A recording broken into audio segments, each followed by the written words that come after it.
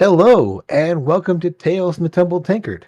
I am Jim, aka Argent Wind, and I am your dungeon master for Avress the Shattered World, here on the House of Gamers Discord channel, and the Tumbled Tankard YouTube channel and Twitch. Thanks for being here. We have a little bit of an abbreviated group here. Eldon cannot be with us again today, and so we wish him the best and hope things are going well. I won't go into detail there, but we are definitely keeping him in our thoughts today. But we are here with the Raven's Tale. Last week, the group had started their downtime after a harrowing fight with Wraith and all the culmination of a months long hunt. Really, the group was able to kind of take stock, kind of figure out what they wanted to do. They were able to reclaim the airship that Wraith had taken control of, as it was now considered lost and up for salvage, essentially. So the group is able to take over his old airship. They went ahead and recruited their first crew member, Eyes and Ears, the lookout member of the syndicate from Dravier, who helped them out and is serving as the watch for the ship as well. They managed to, with the help of the crew of the Sable Drake and getting things up and running on their airship, which they've called Serenity. They are, and we just lost Draven there, so we'll come back in a moment here. Torben will be back soon. They managed to fly their way up back home to Ravenscrest, where they were able to have some little relaxation, some downtime, reconnecting with friends and family, having a wedding between Thora's two retainers, Catherine and Reese, for which the whole town showed up for, along with a number of other folks, including Sora's grandmother and sister, and brother and wife, and his wife, were able to all attend and hang out for a bit for some time there. After the festivities, they were able to relax, kind of regroup, figure out their next plans, what they wanted to go, and decided to head off to Port Oris as they needed to start, well, a number of loose ends, some shopping, recruiting some people, and dealing with a long time loose end of what was going on with the bank account that they had discovered when they first got their house. And when the serial killer known as Shade had managed to somehow do something with the account numbers that they were looking into. They did manage to speak with the teller and the bank manager, one Beholder, who's running the bank there at the Temple of Zilkus, and were able to convince them to give them access to those funds, as they were stolen and the people that were involved with them were essentially dead. So with a small transaction fee associated there, they were able to get the contents of the accounts along with a bag full of diamonds. With that, though, they still find themselves, after checking with friends, having some equipment set up there, some things made, reconnecting with folks around the city.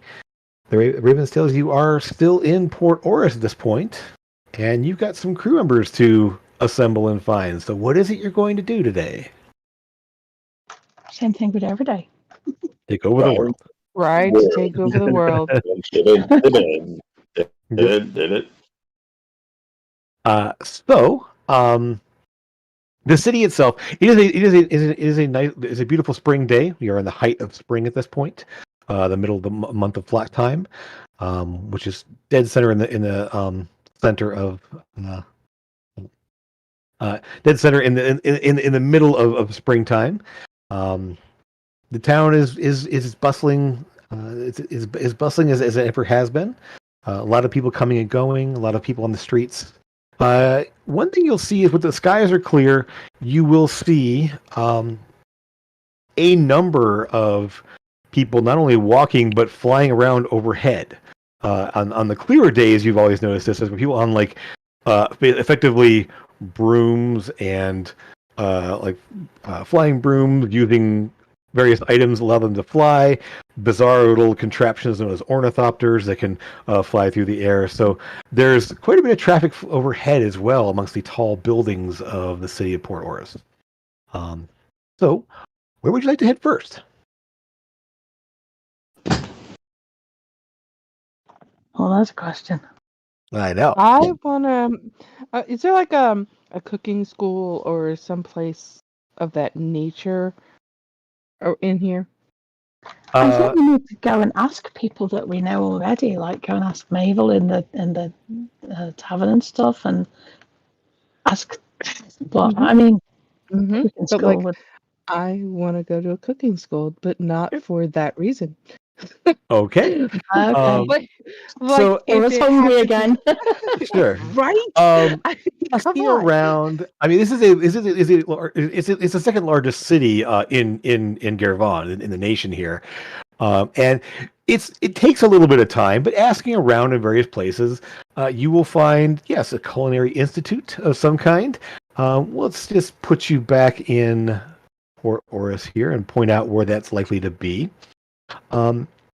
It's actually not going to be very far from the Ivory Lyceum itself, the Wizards Academy, essentially. We're going to put it's been on Arcane Way, one of these little places tucked off to the side, and you'll see that there's actually, it's actually you can kind of smell it from a ways off because it's actually is a working kitchen slash bakery slash little restaurant where everyone that works there.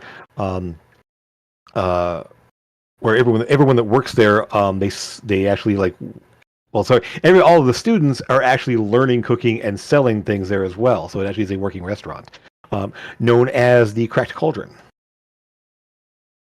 Oh, that sounds good. I want to go there. Sure. As you get inside, you will see it is a restaurant style thing. A number of tables, not a large one, maybe 9 or 10 tables roughly, of varying sizes. It's not very fancy, but it smells good.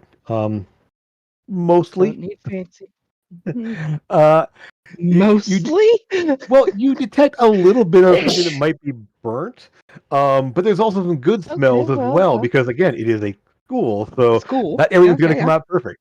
Um, Right. so Okay. you see a very rotund halfling with a full on baker's chef there, baker's hat there. What can we do for you today? Would you like to partake of one of our experimental dishes today, or would you like to look at our standard menu? Experimental dishes, you say? Yes, of course. You never quite know what's going to be coming out of these things. Yeah. Let's do that. Okay. Yeah. What? So No. I will attest that anything that we serve to you today has been taste tested, and it made sure that it's nothing that's dangerous or too unpalatable. Let's just say that much. It's okay. I'm resistant to diseases, so we're good. I'm not. So Then you eat off the normal menu. I'm gonna get the big menu. Sora and Amethyst, you're both there. Torben, Lucas, how about you guys? You got off somewhere else, or you guys? Trying the experimental stuff as well. Okay, excellent. How about you, Lucas? Are you there with them too? Have we heard anything from Excelvion? That was supposed to be. Yeah. As we'll come back to that in just a moment. There, you will have learned that he will actually be available to stop by later on this afternoon. He's made some appointments there, and will be at the Lyceum, say around 3:00. And we'll say it's lunchtime now, so 11:00, 12:00, somewhere in the afternoon, somewhere at that time. Explains why Sora's hungry. It's afternoon. Yeah, exactly. Why is Lucas not with us? What was that? Who is Lucas not with us then? You tell me. Yeah, can be. Yeah. Okay. the four of you, We the had four of you at a fun. table there. No. There'll be at least two other tables that have some guests, some people, some other diners there. One person seems to be kind of like sitting there, and it looks like, I mean, to picture him, it's the old crusty food critic from Ratatouille. Just this like glasses, the severe clothes there. Obviously, is like there to taste test and things like that. So he's very focused on the plate in front of him and whatever he's doing. And then there's a couple, about two or three, maybe workers of some kind, laborers of some kind. They're kind of off of one of the tables on the side there. They have a bunch of different plates, and they're all sort of like it's almost like family style, where they're taking a little bit of everything from all the different plates there and trying them. And they seem to be pretty enthusiastically sampling everything in front of them here. But the menu is an odd assortment of stuff: baked goods, stews and soups, various sandwiches, some like lamb cutlet in some kind of a fruit-based sauce, and I mean just an odd mix of things that don't make any sense. You're just sort of like, it's almost like someone just took like three or four different other restaurants' menus and jumbled them up on a page and handed it to you. Sounds good to The me. the experimental one is a mix of standard fare. Obviously, it's nothing too crazy on there, and then the standard menu is a lot of different things there. The experimental menu that you're handed does have a bit of a disclaimer across the top here. The food quality We may need to sign a vary. waiver before we eat it. Okay. Not so much, just that they are prepared by students, and that the quality may vary based on the experience and skill of the student working on your food. Okay. But if anything is not to your liking, something from the standard menu can be brought out instead for no extra cost. So. Essentially, whatever sounds good to you, you can definitely eat. You can definitely order. Like I said, it's a mishmash of all kinds of foods, so there's no way that someone couldn't find something they like. Can I make a suggestion? Of course. We order just a little bit of everything and we all try everything and we see which ones we like, because I don't know about you, but I can never decide what to have to eat. So in this situation, we can just have everything, but just small amounts of everything. I like that idea. Buffet. A buffet style, yes, family style. We do have that sort of things here. So, and essentially, he says what we'll do is if you order there's four of you, so if you order 8 plates, we can split them in half and do half servings of things there, and you can try things as you wish. Sounds good to me. And so what you end up basically, unless there's something specific you're looking for here, you end up with a sort of interesting assortment of meats and soups and baked goods and some simple fare, some a little more interesting. Let me just see how your cooks do with you today. I will say this. It's not all great, but there's a couple dishes in there that are outstanding. Absolutely some of the best heck food yeah. you've tried. It's a little strange because there's some interesting ingredients, maybe some interesting tastes, but it all blends very, very well together. And to the point where you're like, wow, this is better than most other restaurants you've been to at this point. Sounds good to me. Okay. If you don't mind, can we take some of this home with us? Because our friend didn't come with us. So we'll take some back for him if that's okay. Of course. I wouldn't expect everyone to eat all of this food in one sitting here. So, yes, of course, we can wrap that up for you. We have little containers you can take with you as well. Oh, we might eat all of this. We might need extra to take for him. Oh, well, in that case, anything that you want to have more of, please let us know. We will go ahead and mix up another batch for you. And we have these very ingenious little paper cartons that fold up there that you can take with you that keep the things well contained. When I was eating, is there anything in particular, like, what's a dish that in particular stood out? Like, that they would have brought? Like, something that was amazing. Like, the best tasting thing there. Probably one of the sort of a beef stew kind of thing in there that was like really a bit spicy, but really well done, along with a set of spare ribs that had some sort of odd crispy coating on it. Beef stew. Okay, so he's eating the ribs and the stew, and when the server brings back over, he'll ask, yes, these are the delicious. Who made these? One of our more advanced students there, a young lady by the name of Una. She's she's definitely. Frankly, I'm surprised she's still considering herself a student here. She could easily work at any restaurant in the city. Is there a way? Was she able to prepare the food fresh today? Is she here by chance? Of course, she's in the kitchen. Can we meet her? All of our food is prepared fresh on site. We'd like except to for some of the compliment baked her goods. in We actually person. do have some of those outsourced. So yes. That sounds amazing. Could we meet her possibly? I will check, of course. And he goes off in the back there, kind of little waddling back there, the chef's hat flopping back and forth on his head as he goes. He comes. You see him actually.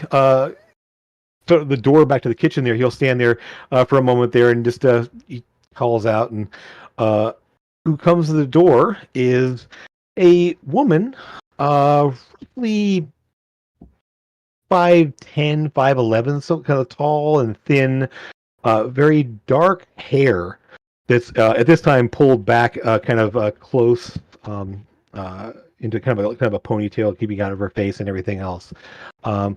Definitely elven features, kind of a pale, silvery colored skin. You can't really tell the color eyes there, but she's very pale, black hair, tall and thin. And he sort of like you can see him talking and points over to your table. And this woman steps up to you, and yes, what is it? What would you like? This is some of the best food that I've ever had. My standards aren't the highest, but this is certainly better than anything I've ever had. Not You're a student here, correct? Yes, of course. Okay, so if we paid you, how would you feel about coming maybe on an airship? I have to talk to the group, of course, but what do you think? She sort of looks at you strangely, looks at all of you. Lucas, I'm going to say you probably have the most experience with elves. Being as you are a half one. You really elves have a bit of an ageless nature to them. But you can definitely tell she's not a young elf. I'm not sure exactly how old she is, because elves can live centuries. But she's definitely not young. There's no trace of silver in her hair. Her hair is very, very like just jet black. But there's just a little bit of just a slight lines around the eyes, and indicating that she's definitely got at least a couple centuries on her.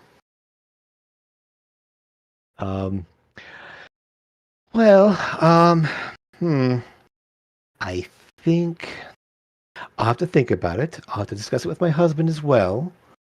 And she sort of like quirks a smile at that. Where are you staying? I will see if there's anything that can be arranged. I think we're Sora just... will interrupt and mumble through her food. A tub of paper. She pauses, looks at you. Oh, a very nice establishment. Not really. Oh, I assume you're staying at the inn next. Right, of course. Well, I will discuss, and perhaps this evening we can discuss any further arrangements. And yes, Amethyst, you will just see back at the kitchen door the halfling. There was this sort of like looking very, very worried as he's just really like Just has his, sort of like wringing his hands a little bit and just kind of like looking very, very, very nervous about something there. About losing his best chef. It may be. Right. And she doesn't even get paid for it though, too, because she's a student. It's like college football. It's slave labor. Not literally. Effectively, he's not like he's like upset. He's just obviously kind of showing concern, I would just say.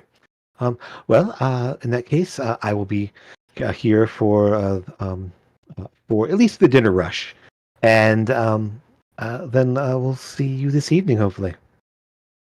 Yes, we could definitely like to have dinner here. I'm sure.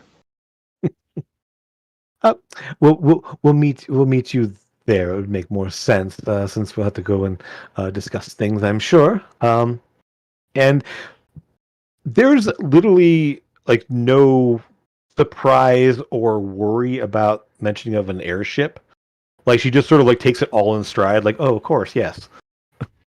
Like there's like no, just all right, sure. Like, it might not be. Well, oh, sorry. Good. No. It's not always. We try to keep things on the ship as safe as possible, but we are adventurers, as you can probably tell by some of our gear. But yes, we would very much like to have you. Yep. Then again, I don't know what we're wearing going in. If we're we're coming off that way or not. I don't see Torben's Sora got in his any hood of up. your plate. So. Yeah, I mean, true. Yeah.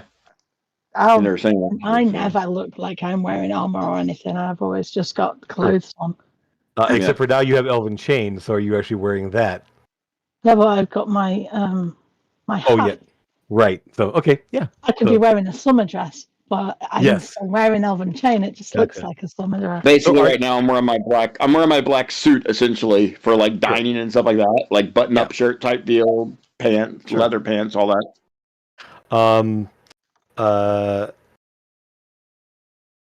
So, Amethyst, do you look tabaxi at least, or you look like something else? I do look tabaxi. Yes. Okay. In terms of a tabaxi, a dragonkin, a half elf, and Torben being somewhat fuzzy. Not really, just more of an odd coloration of a person there at least. Doesn't seem to bat an eyelash at that either. She's very just seems very, of course, yes, all right, very matter of fact. Nothing seems to really faze her as far as you can tell. I'm going to check her knee for arrows. She does not have a limp. You just say that. Okay. Yeah, she walks very. Used to be an adventurer like me. Yeah, doesn't seem to be. You don't see any major scars over there. She is dressed in sort of the kitchen sort of smock kind of thing like that. There. It is spotless. There is not a drop of food on it. There is not a smear of grease or stain on it at all. Perfectly spotless. Thanks. Crazy. Yeah, when you're an elf and you have a free cantrip, you take prestidigitation, of course. Always stay clean. Yeah, of course. Yeah. But and one final thing. These ribs, yes. Can I get 4 more to take home with me, please? I'm sure that can be arranged. Okay. And she says, nothing else, and we'll see you this evening at the Double Taker. And heads back, just walks off back to the kitchen there. Within about maybe 15-20 minutes there, whatever food you want to take with you will be brought out in a little thing there, including a little box of there's actually 8 ribs in there total, so plus whatever the other things that looked good to you guys. You're able to these little, and they're sort of like long flat paper containers. They're kind of like a thick paper. They're all folded over into a little, almost like a paper box. It's a to-go container. And you may have yourself your first crew member.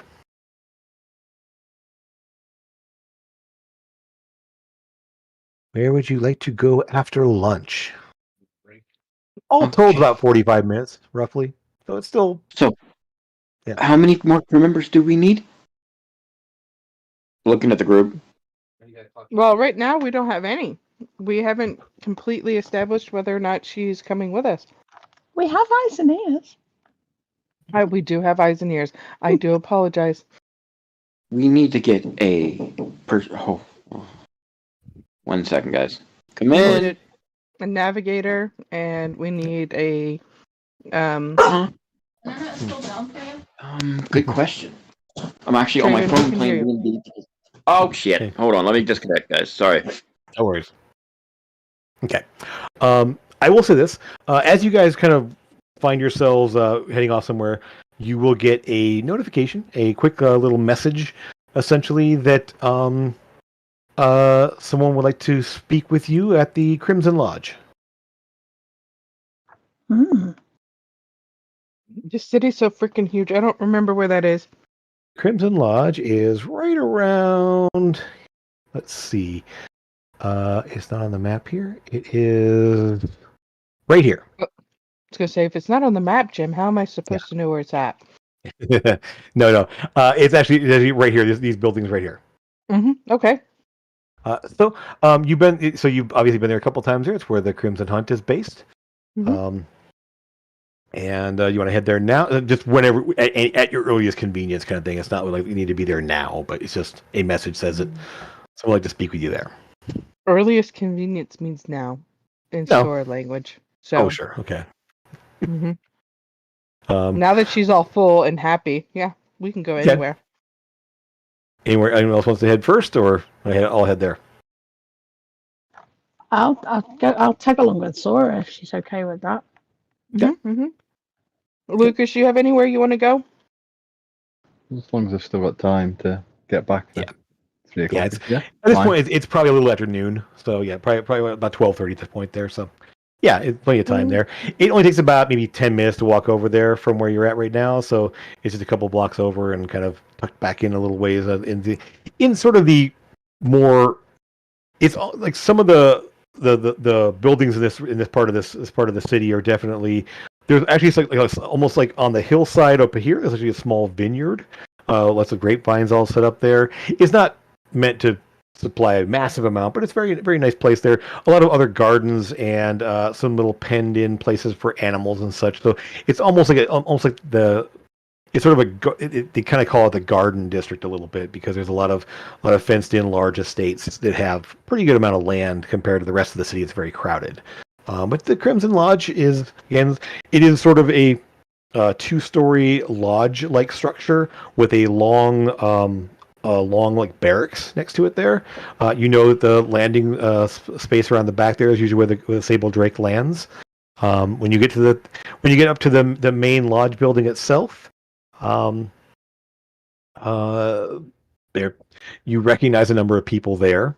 But as you approach the little messenger person at the desk there, you can just go ahead and wait over there in the common area, and you see kind of some tables and chairs and just kind of places where people are kind of lounging around. There's a big fireplace and some trophy type things up on the walls, almost like a hunting lodge kind of thing.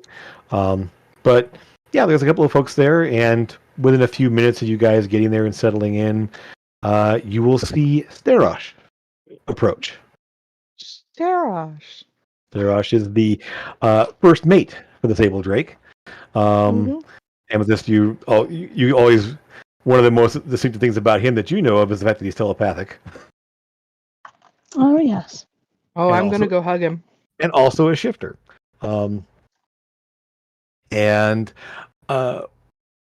He will approach you. Oh, thank you for coming. I appreciate it. I understand. With our trip back to Ravenscrest and everything being so chaotic, I never really got the chance to speak with you.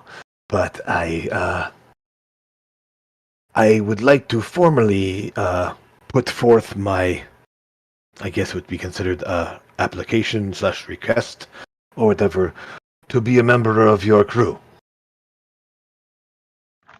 Do you Really? wanna be But I thought you were happy over on the Sable Drake. I am happy. I will say this. I served in the Scarlet Navy for a number of years. in my youth, and he's in his like early 30s, so it's not like he's like elderly kind of guy. But like in my earliest years, I spent time in the Navy. I spent a number of years serving this the Crimson Hunt in various capacities. I served on board as a bosun, and then a first mate on the Gilded Goose, and then as first mate on the Sable Drake. While I wish to. Well, I of course love my time here, and I respect and care for my fellow people. I'd like to be out doing more than just odd jobs and contract work. And the idea that I could essentially be part of something that does good things beyond just basic contract work appeals to me greatly. Then I think that it sounds perfect. If everybody else is on board with.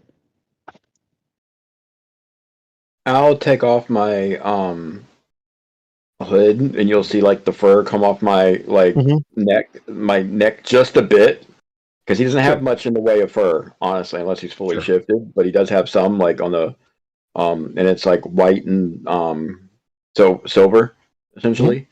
Like it's good to see another one of us in the area. I've seen a few, but not very many. He kind of pointedly glances around the room as there are a few others here as well, along with what you would know of from your time working with the Crimson Hunt is that there's also a number of orders of the Lycan Blood Hunters and other, and so he kind of nods to you. I mean, obviously recognizing and that, and he has like shaggy, like somewhat shaggy black hair, kind of coarse black hair, a little bit of white kind of dusted through here and there, and kind of a thick black beard. It's not like bushy; it's just, but it's all kind of smoothed down and very very thick. And you know that he is fairly certain. You figured out before here that he's essentially a wolf shifter. While you are the swift stride shifter. Gosh, that is impossible to say. I know. Tell me about it. Tell me about it. He is more of the warrior type shifter. So basically, yeah, the wolf style kind of thing. And so he just nods, and he's kind of thick, broad shoulders, and just sort of a kind of a burly looking guy to him overall. Not overly tall, but very kind of broad shoulders and everything else. It would be nice to have a crew member that can actually take care of themselves. Yes, it is always important to have those on board who know what they're doing, especially in a small crew. Usually the hunt is very good, but some of our deckhands are really not in the way of combatants. So having someone like you aboard, plus anyone else that I'm sure you're going to find skilled people, I would like to see what you come up with. I've only been in fights. I was actually never even been in combat except maybe once before I met these guys, and then it seems to find us. It is the nature of your work, I suppose. Yes. Indeed, it is. Apparently, I'm quite efficient at it. I did enough training as a youth. Kind of had to. Yep, good. He'll look over at Sora too as well. Like, she's taught me a lot of combat, and I've learned a lot from her as well. I'm sure there'll be more to learn as time goes on, and with you all aboard, that I'm sure that any crew member we do have could be trained as well further in protecting themselves and the ship. So he kind of looks over at the rest of you. So, do we have a deal? What position? I was going to ask you, what position were you applying for? Who cares? Well, That's what I was thinking to myself. Yeah, dude, I was like, who cares? Well, obviously, I have experience with being a first mate, essentially. But if there's we do have a captain's position open. And he gives a broad smile at that, and I had hoped for a bit of a promotion. It is I would be happy to take on the role. Amazing. Sounds good. Yes. All right then. Well, I will do my best as you assemble more crew. When you are ready to start, I assume the ship is somewhere here close by. So when you're ready to bring a crew together and assemble and What? be on our way, I will happily step up to the role. Aye, aye, Captain. He just gives a broad smile, and a bit of a you see kind of it's almost like the hair kind of like puffs out a little bit, like around sort of the back there, kind of puffs out a little bit there, almost like ears perking up. But his ears are fairly human sized there, but they sort of like kind of shift a little bit, and he sort of like nods and smiles. That's adorable. I just want to scratch his ears. I wouldn't recommend that. He just So, you know, and he will say as he kind of each in turn just telepathically thank you as well for the opportunity. Before in your he minds leaves, one at a time. before he leaves, is the captain of the Sable Drake aware of you putting in an application with us? I have discussed it a little, and I will inform him that it will be made official. It is not a problem. There are other people and such that can definitely move into the role, and I think, frankly, having friends amongst other organizations between yours and ours can definitely go a long ways. We've done some good works together so far, and so I would like to see that continue. So if there's any work that can come our way, I can act as a liaison in that aspect. Right. I just wanted to make sure that he didn't think that we were like taking you from him, No, because that's not well in my book. I mean, to be fair, he took me from the Gilded Goose, so.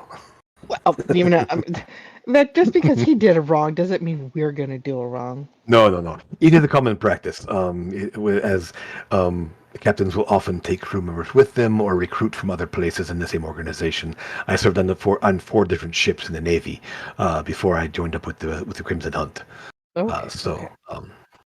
I have everything from deckhand to first mate. Essentially, I've done most of the roles on the ship at this point.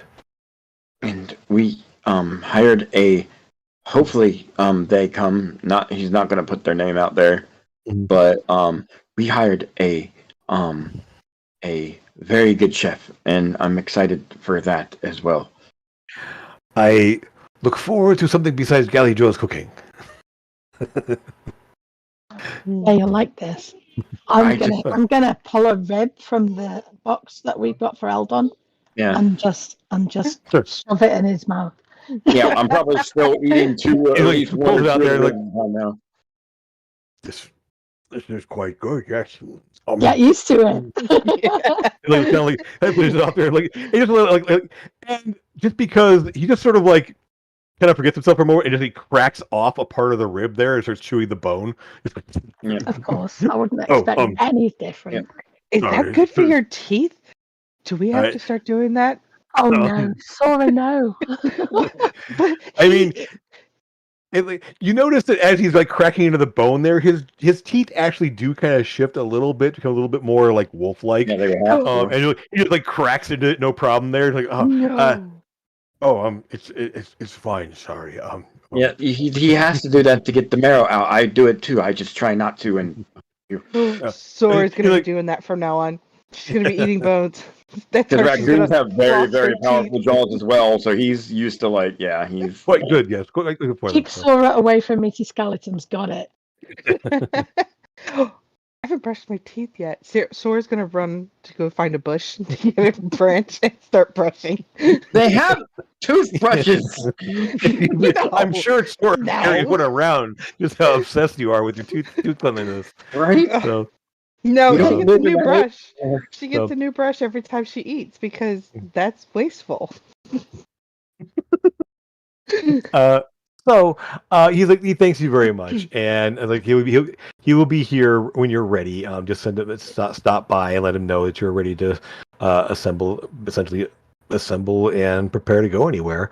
And he'll have his stuff ready and everything else. And the legislation of the ship is the ones who are in charge of like discussing their salaries and stuff like that. It comes from out of that, right? Basically.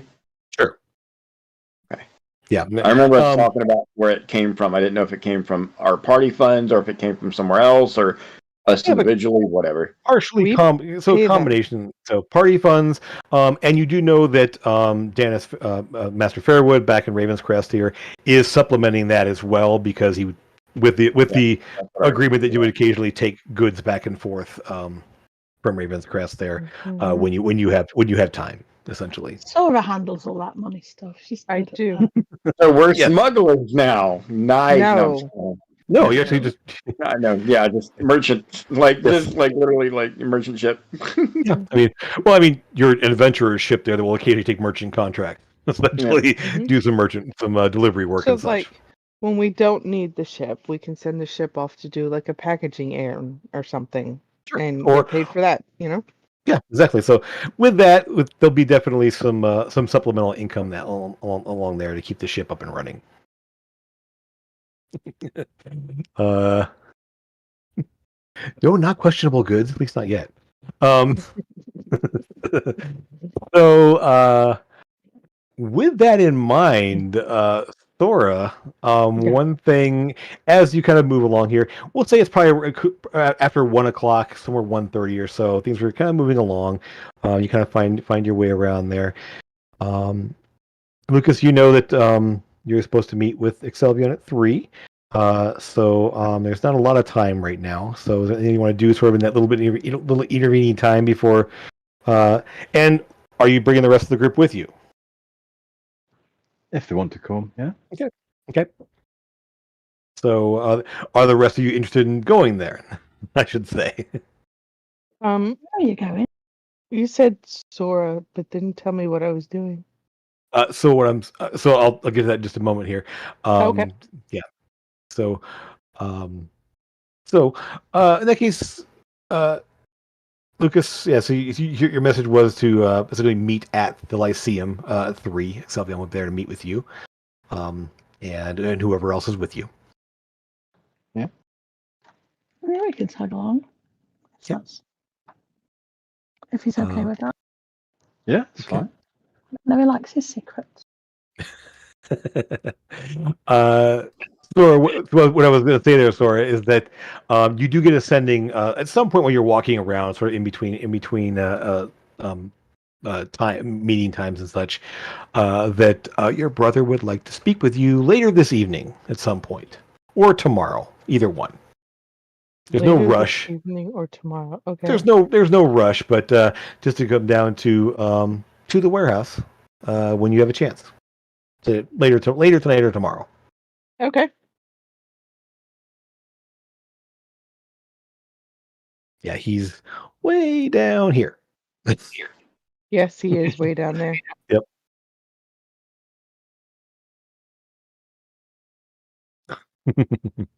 No, the questionable goods are Sora's brother. That's Yes. Yes. Is he coming with us? I don't know. So he just sent me a message that he wants to speak with me later on tonight. That might be fun. That might be good. But then, don't want to be falling out with your brother. I don't know that it'd be a fallout per Yeah. se. But yeah, I think we should like later on tonight. In the darkness of the night, we should head over there. no problem. One thing, Lucas. So your items would have been ready from Nils by now. So you probably pick them up this morning, essentially. So, and if you didn't pick them up last night, Okay, but yeah. you left some things with him to pick up there. So, he will tell you that he wouldn't mind. At some point, he has some things to discuss with Eldon potentially. Um, so, he knows he's not here currently, but when he does meet up with you guys at some point, there he'd like to talk with him. Um, because he has a couple things to ask him about or discuss with him. Yeah. So if there's nothing else, you guys can head off to the Lyceum. Unless you want to do anything else in the intervening hour or so. Books. Let's head over to the book place. That is so the Lyceum here, right in the center of Arcane Way. Mm-hmm. The massive white tower, many. I want to say I almost said 16. I think it was 14 stories tall. The tallest building in the city, specifically. Gleaming white sides and everything else. And as you in there, very similar. Nothing really has changed from the kind of white marble. Primarily, everywhere you look there, arcane sigils on the walls and very fancy decorations everywhere you look. And you'll see a reception area that you're here again. I assume you have an appointment. Looking at most. I figure, Lucas, you're probably taking points, and you have the most business here typically. Yeah. So, and he just sort of like looks down. He looks down at something on the desk in front of him, and it's kind of a most human-ish, hard to tell, mixed what degree of elf there is in him, but there's some degree of elf based on his coloration and the shape of his ears. It says here you're supposed to meet with Professor Martinet, I believe. 3:00. Yes. Head on up there if you wish. Yeah. And just waves you on over to the arcane lift, as if they are obviously all expecting you. Yeah, it's somewhat bustling. There's a number of students kind of moving back and forth in this area, moving off into the little alcove areas, and one thing you know that the Lyceum is kind of laid out mostly vertically, but each level has some sort of meeting rooms or classrooms or places to meet up and stay. And so the first level is mostly reception, and there's actually there's security here for the building established, but there's also a meeting for students, sort of a meeting area for students and everything else. And see a lot of people coming and going from there, heading the lift, going up. And as you step into the arcane lift, very fancy looking glyphs and sigils all over the floor. They light up, and you just, with almost seemingly no sense of motion at all, you end up on the floor where the grad level floor, where you head off toward Professor Martinet's office. When you reach there, you will see that she is speaking with the fair-haired elven gentleman that you met before, Excelvion. Looks up. They both look at you and approach there, and she speaks first there and says, "Oh, good, you came. Appreciate it. I understand we have some travel arrangements to make here. Are you all prepared to do a little jump a couple of jumps at least?" I certainly am. I like. Okay. Jumps? So Jumps like teleport jumps? exactly. And Selgan will kind of look smile at you, and he stands roughly just shy of 6 feet, kind of silvery hair, very Elrond looking kind of person there, but very pale white silver hair, the long ears swept back there, his eyes sort of a glittering blue color.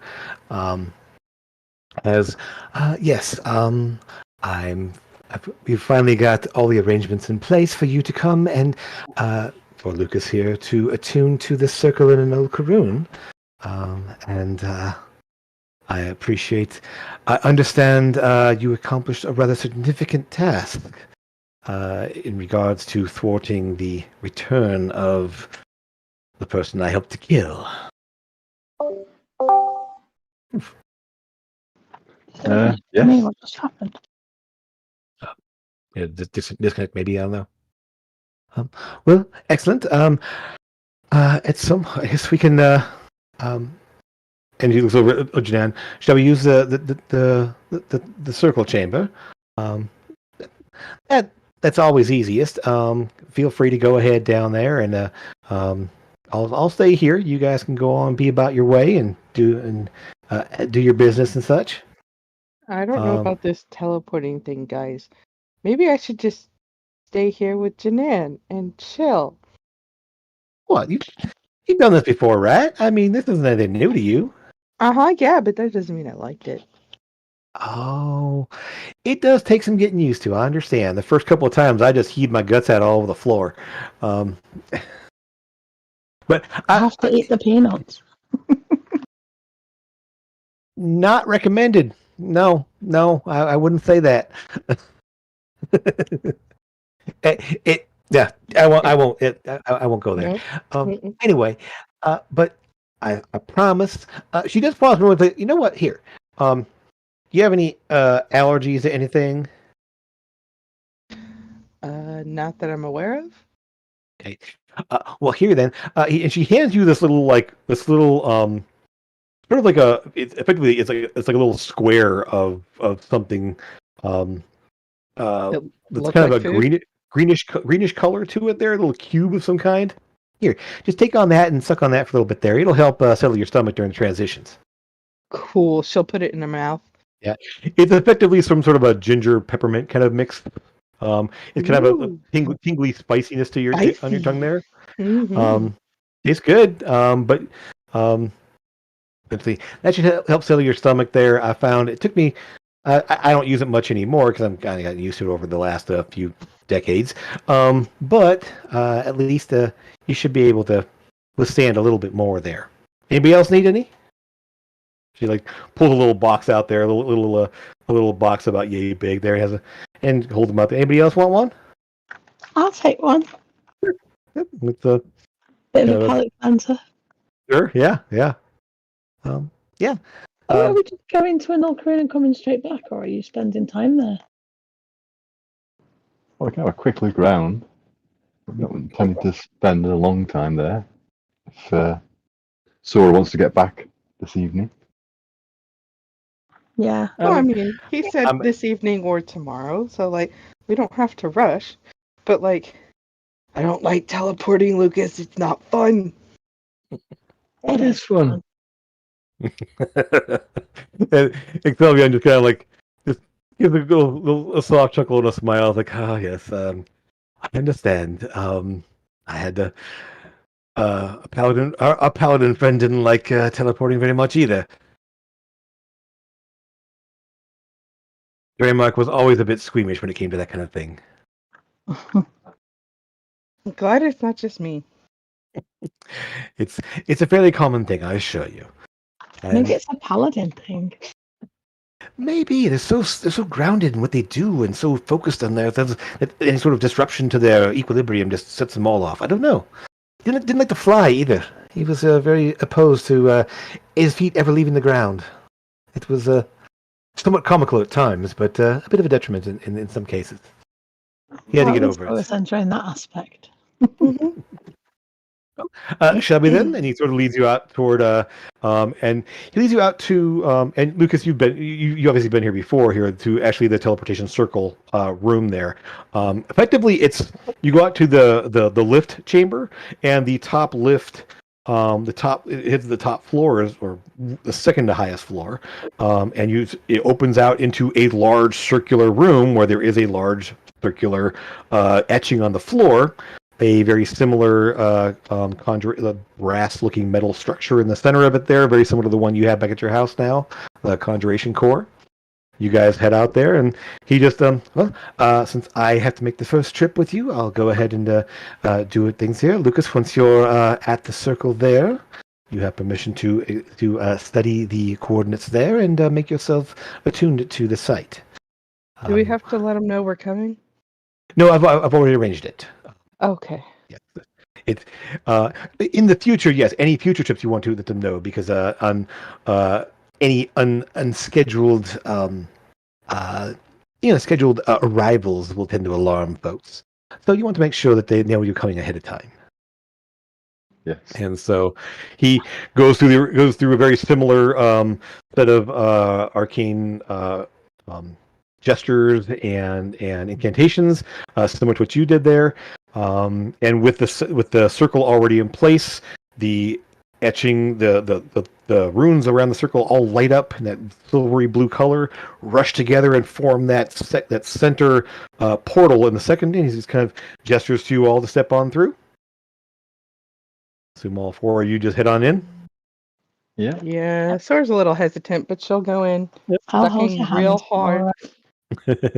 So you got Tugger somewhat grudgingly inside there. Torvin, Lucas, you both head in there obviously as well. Excelvion's the last to go through and steps through with you.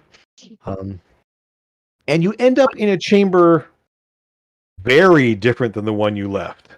As you step into this space, it is just cluttered.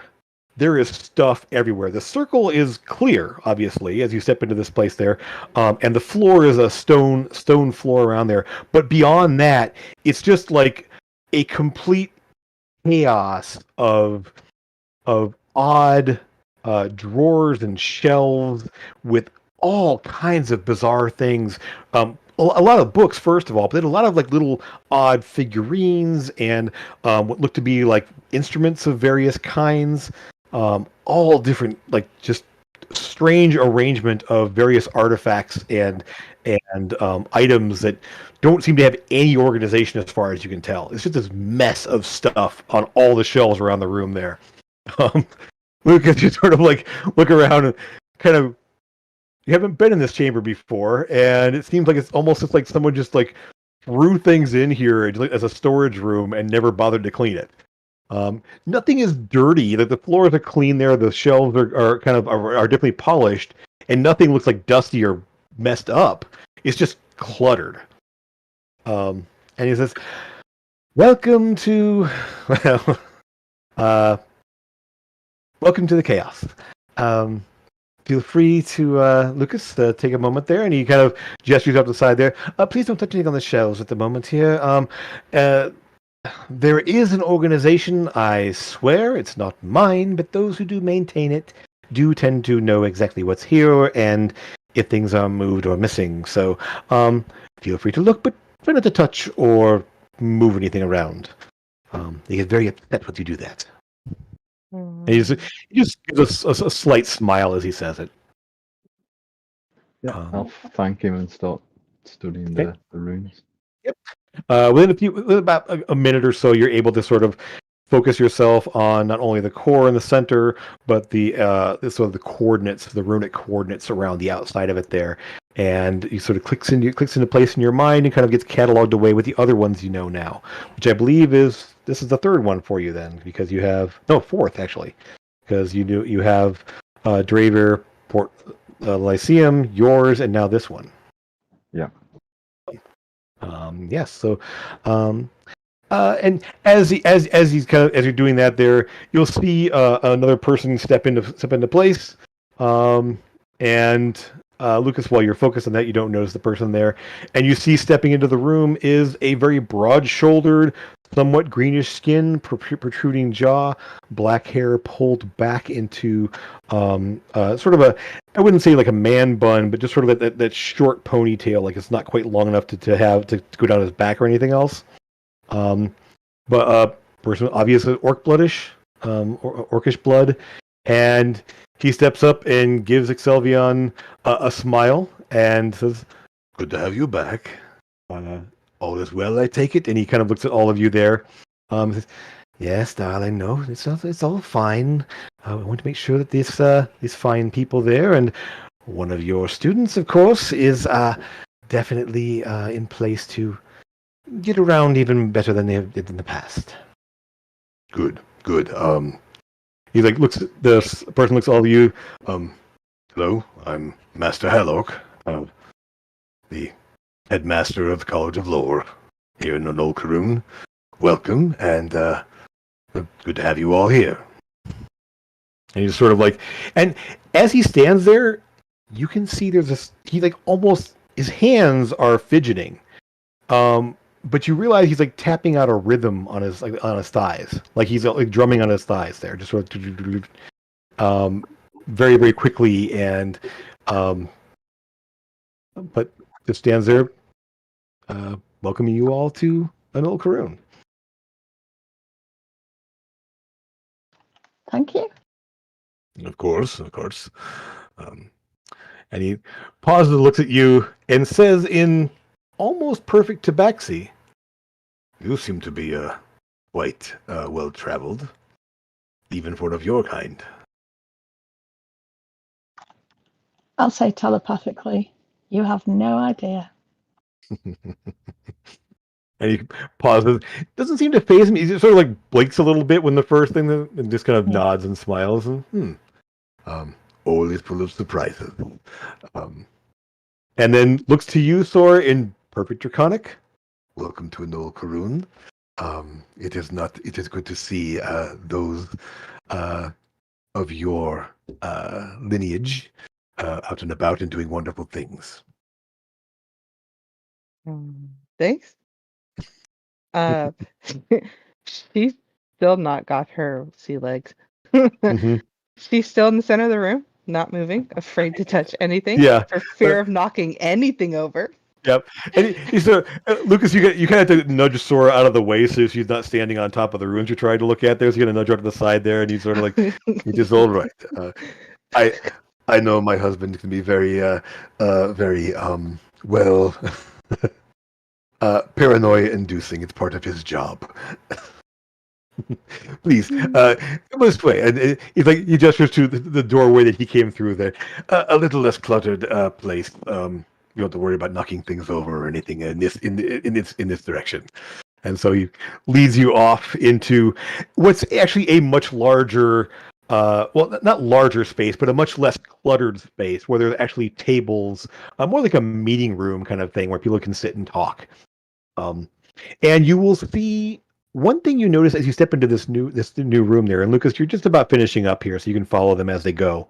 As soon as you step in this room, you feel heat. Like a very dry, like almost the moisture sucked out of your skin, almost immediately heat. It's easily like 100 degrees Fahrenheit. It's and Lucas, you're sort of like, as you're in a definite a climate that you notice here, and you will see that there are windows in this chamber. It's not a high building that you're in. It's probably maybe 5 stories tall, roughly, much shorter than the building you just came from in Port Oris. But you can see out there, sort of sun-bleached stone building stretched out in all directions there, and in the distance, a stone wall, and beyond, just amber-colored sand, far as you can see. And you get your first glimpse of Enola Karun. There's a bit of noise. Like the city itself, you can hear a lot of voices. It's very bustling, at least through the windows that you're hearing there. You're definitely hearing a lot of sound of people walking, various voices, and calling out. A lot of strains of music that you're not sure are coming from inside the building or outside the building, maybe both. Just like various like rhythms and bits of chords playing on stringed instruments there, some wind instruments playing off little flutes and brass style of instruments there, kind of playing off in the distance there that you can hear. But Hellark gestures to the table there. Please have a seat, everyone.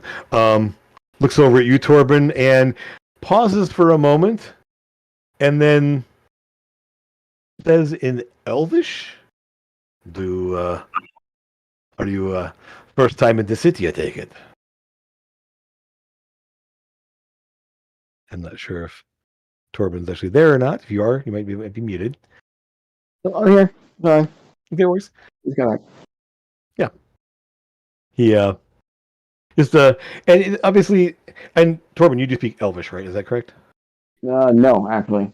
Oh, actually, you don't speak the language I of. believe so. Let me double check my languages real quick. I was gonna say I thought you I don't did. have 'Cause any it's languages that I know. Hold on. when you probably should, based on where you're from, but maybe may adjust that at some point. Yeah, Elvish. Yeah, you do have it. Yeah, I thought so. Oh, nice. Yeah, Okay, good. Because he has yeah, spent a lot of time with them, so yeah, it yeah. makes sense. Well, yeah, and yeah, it's probably the most, almost the most common language in Scarlos, where you were raised originally. So, Yeah. Common is also very common, of course, but Elvish is one of the official language of the country. Bless you. Um, and he just sort of like settles in there, and again, he's just this like large, broad-shouldered man. The kind of the lower jaw extending there, the slight tusks reaching up from the teeth in the lower jaw there, and Exilvian kind of stands there by him, and well, and like so. What exactly did you go through with and discover in your ordeals with? I understand his name was Wraith. How, what happened? What did you learn? Yeah, He that's the was word. say he was collecting souls, I believe, an attempt to bargain for the soul of the Dark King. Hmm. It would be the only way to get him free. As far as I know, the king was imprisoned upon his death to ensure he wouldn't return and do anything else. So I suppose if there's a way to bring him back, it would involve an exchange of some kind. Well, you're able to thwart that at least. You were able to thwart that. That's yeah. We believe so, yes. Good, good. He was collecting the souls of people who had shattered souls. Do you know about shattered souls? I do. You mentioned that before, I believe, and I did spend some time looking into it a bit. It's I won't say it's a common phenomenon, of course not. But the idea that a soul is broken into pieces, and then those pieces grow into full souls that are all still linked in some way would be extremely powerful. If one could collect enough of them to bind them together in some way. I don't know that it's exactly. I mean, I'm not up on the full metaphysical, theological background behind everything, all of this, but I do think that there's merit to what he was trying to do. Do you know how he would bargain? Who he would bargain with? Well, the fell lords of the Shadowfell, the various people there. I mean, the Raven Queen, of course, is the one who kind of watch over the souls, but there are other deities among Shadowfell as well. Nerol and Tabulus, a few other minor ones, especially those two being the major ones. Frankly, either of them could be entreated with the right incentives to accomplish such a task. I mean, essentially, the Raven Queen might imprison a soul of such dark intent, but it would be not unheard of for those souls to be brought into the service of one of the other Fell Lords. Um, I shudder to think what would happen if that person would be able, if he would have been brought back in some fashion. It was quite an ordeal putting him down the first time.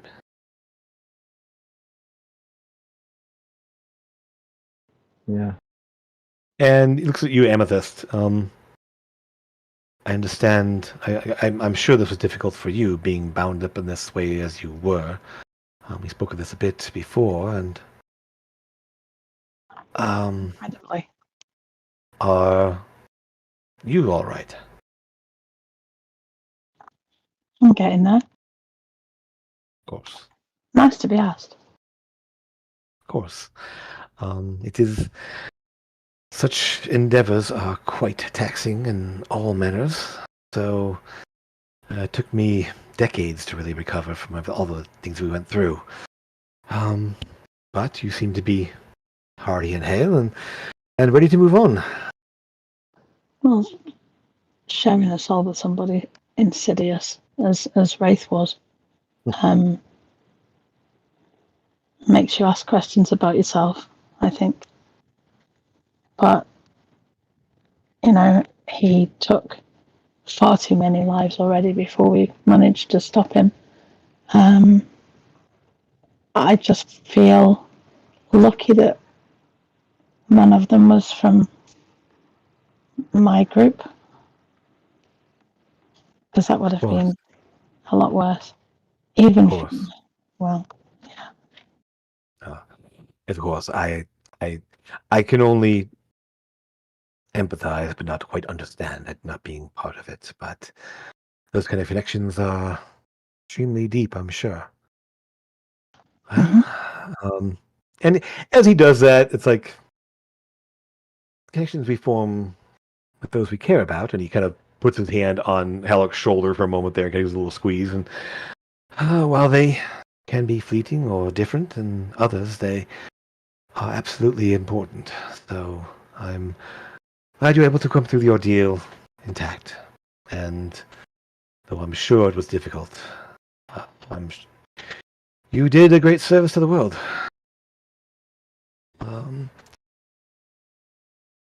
He looks back at you, Lucas, and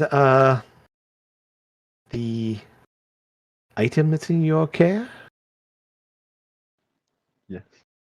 And Tholork just sort of like looks at you and nods, like he knows, of course. We have discovered a way of unbinding the creatures that are bound to the book through the coins. We've unbound one of them. We do intend to unbind the others that we can get hold of. Interesting. That is quite good news. I'm sure that those entities of whatever they are troublesome at best and far more terrible than we might consider.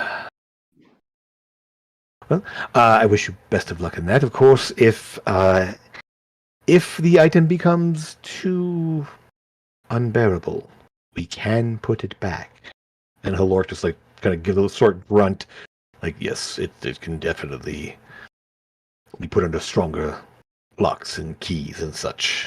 So if you need to remove it, then make sure you return it. We will put it away and ensure that it doesn't reach out in the way that it did in the past. Security gets lax over time. People get lazy.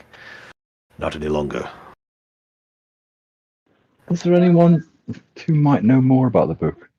I mean, not either in the past, living or dead. I mean,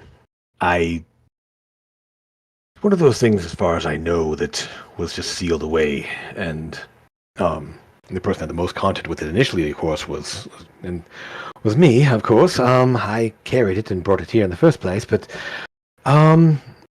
we tried not to let people study it. I do understand the pull, the enticement it offers, and I don't wish it to be on anybody else. So it was sealed away. Unfortunately, those seals must have degraded over time, and it was able to reach out in a way that it did. So, I understand.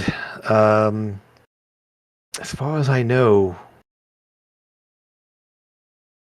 based on my recommendations, no one was able to study it directly. Other than potentially to divine ways to potentially destroy it, which no one really was able to determine. We have quite a lot of clerics and such here that can commune with higher powers and such, and None of them were able to provide any sort of answers for that matter.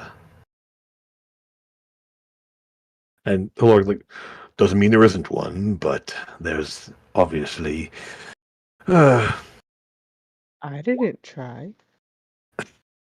I was just going to say telepathically, maybe you can ask Bahamut. They don't know I that. mean, I mean, Telepathically.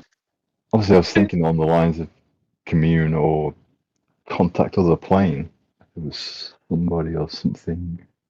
I don't know commune, just as an FYI above the table. sure. But I just it's a happened to be doing it. little above your pay grade. Yeah. A little bit. Yeah. Well, I would say if you wish to consult with the clerics here, there's a number of different ones there. Any the most reliable ones in that sense might be Priest of Ayun. Knowing Mistress is quite knowledgeable about many things, and so communing with her might be the best source of information. But I don't know for sure. It is possible, of course, but as I said, we've resisted any form of temptation of having it brought out and studied in any way. So it's quite ancient as far as we know, much older than the Dark King himself. Where he got it, we don't know. How long he had it, where he got it from, there's no telling exactly.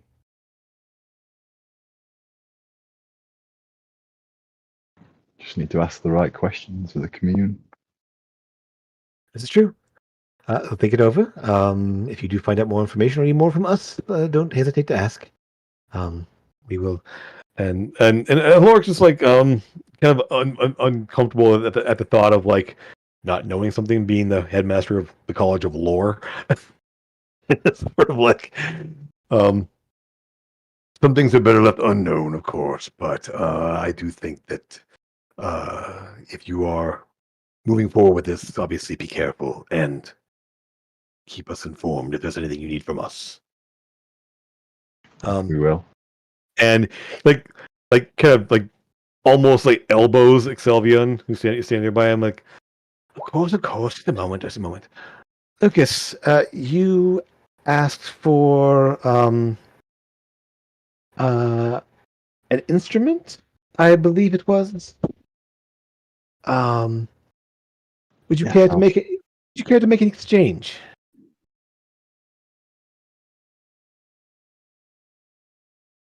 Yes. So in return for your the Bucklorum band, what is it? I always remember the name. I forget the name of it. Because they all sound the same to me. The Cittern, right?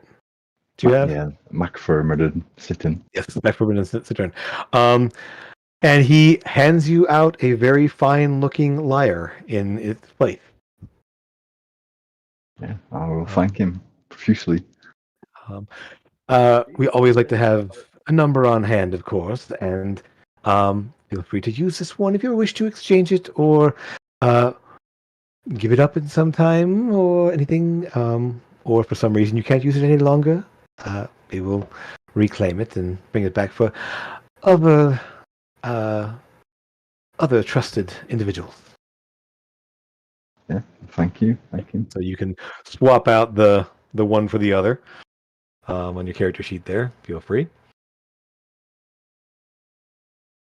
And is there anything else that I could do for any of you? As the elf looks down at the other three of you there. Information, things of a more practical nature. We're also looking for crew members for our airship. You want it. That's a practical nature, isn't it? Of course.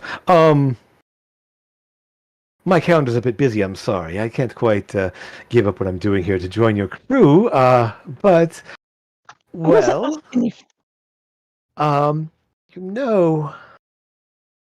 I do know someone. She's a bit of a problem at times, but she would be quite useful to you, I think. You're going to be in the city for a bit of time. I might be able to um, send her along, or I could have her meet you someplace if you wish in the future. She's quite a skilled flyer, both on her own and assisted. Um, I'm not in any hurry, Lucas, because that means going back into that teleporty thing. So Yep. we can hang out here for a bit if you want. Sure. This is the closest I've been to my home for a long time. Yeah. Do you live around here? Not around here, but just over that way. Yeah. So, one thing Amethyst, you will spot there actually is a large map on the wall. That looks very similar to this one. That you all see here now. You guys were here in Port Oris. You are now here in Old Caroon. And the Everwind plains are here. Yes. I'll point to the map and say to Zora, that's where I'm from. Yep. That's where my mum and dad are. And That's not too far from where I'm from. Oh yeah? Yeah, I'm from Technically. over here. Well, technically from over here, but I lived over here. Mm-hmm. Yeah.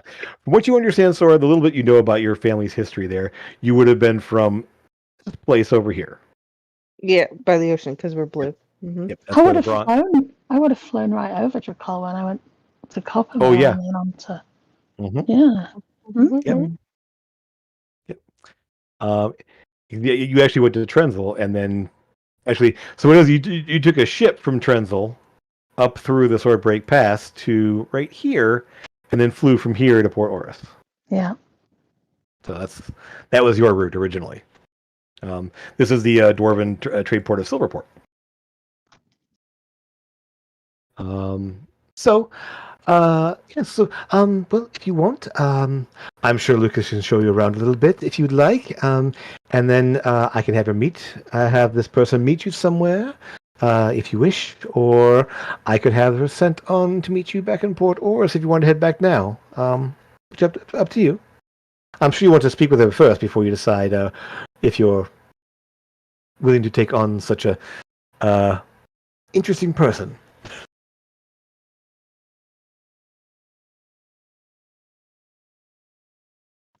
Yeah, sounds good. All right. Yeah. What's the name? It's L. And it's sort of like it's like a string of vowels that kind of end with an L. L. Okay. You sick? Do you need a drink? It's just hard to say some of the and Torben, you actually realize that it actually is primordial. It's Orin. So that's why it sort of sounds the way it does. So it's the language of this sky, essentially. So air elementals and such speak Orin, and it actually does mean sky touched. Essentially, is what it means. Cool.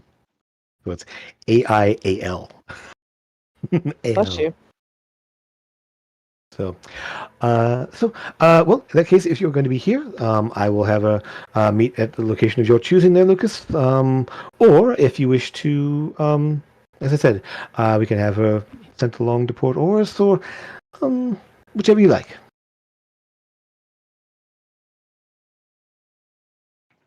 Is everyone happy to stay here for a day or so? So, you are supposed to meet someone tonight at the Tumble Tankard. Your cook and her husband were supposed to meet you there tonight at some point. So you have a few hours easily, if you want to hang out here for a bit before heading back. Can they meet us in a few hours? Is that possible? I'm sure I can get her she has a way of getting around quite quickly. So if you wish to have her meet to someplace there, and so Lucas, let me ask you. I'm gonna put you on. I'm gonna put you on the spot here, Rob. What is the name of the tavern for the College of Lore where you did a lot of your work? The name for what? Sorry. So essentially, all of the Bard colleges in Anul Karun effectively run taverns. Oh, So the name of the tavern at the College of Lore where you were sort of worked, and any ideas for one there?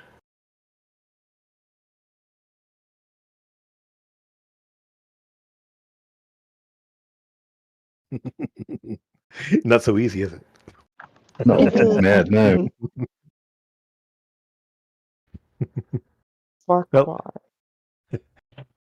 so while you think it over, I will just say, um, uh, Hellark will just sort of like chuckle and like, I'll have her sent over to your home away from home, if you wish, and you can bring the folks by and show you what you learned.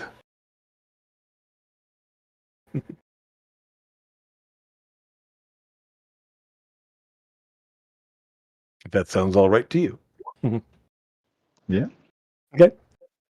So, while you think up a name and throw it out there, we'll go ahead and as they sort of escort you out out of this meeting place there, down into the actual more into this large structure there, and Lucas, you realize that there is sort of a central bardic college, really where sort of like all of the higher ups meet.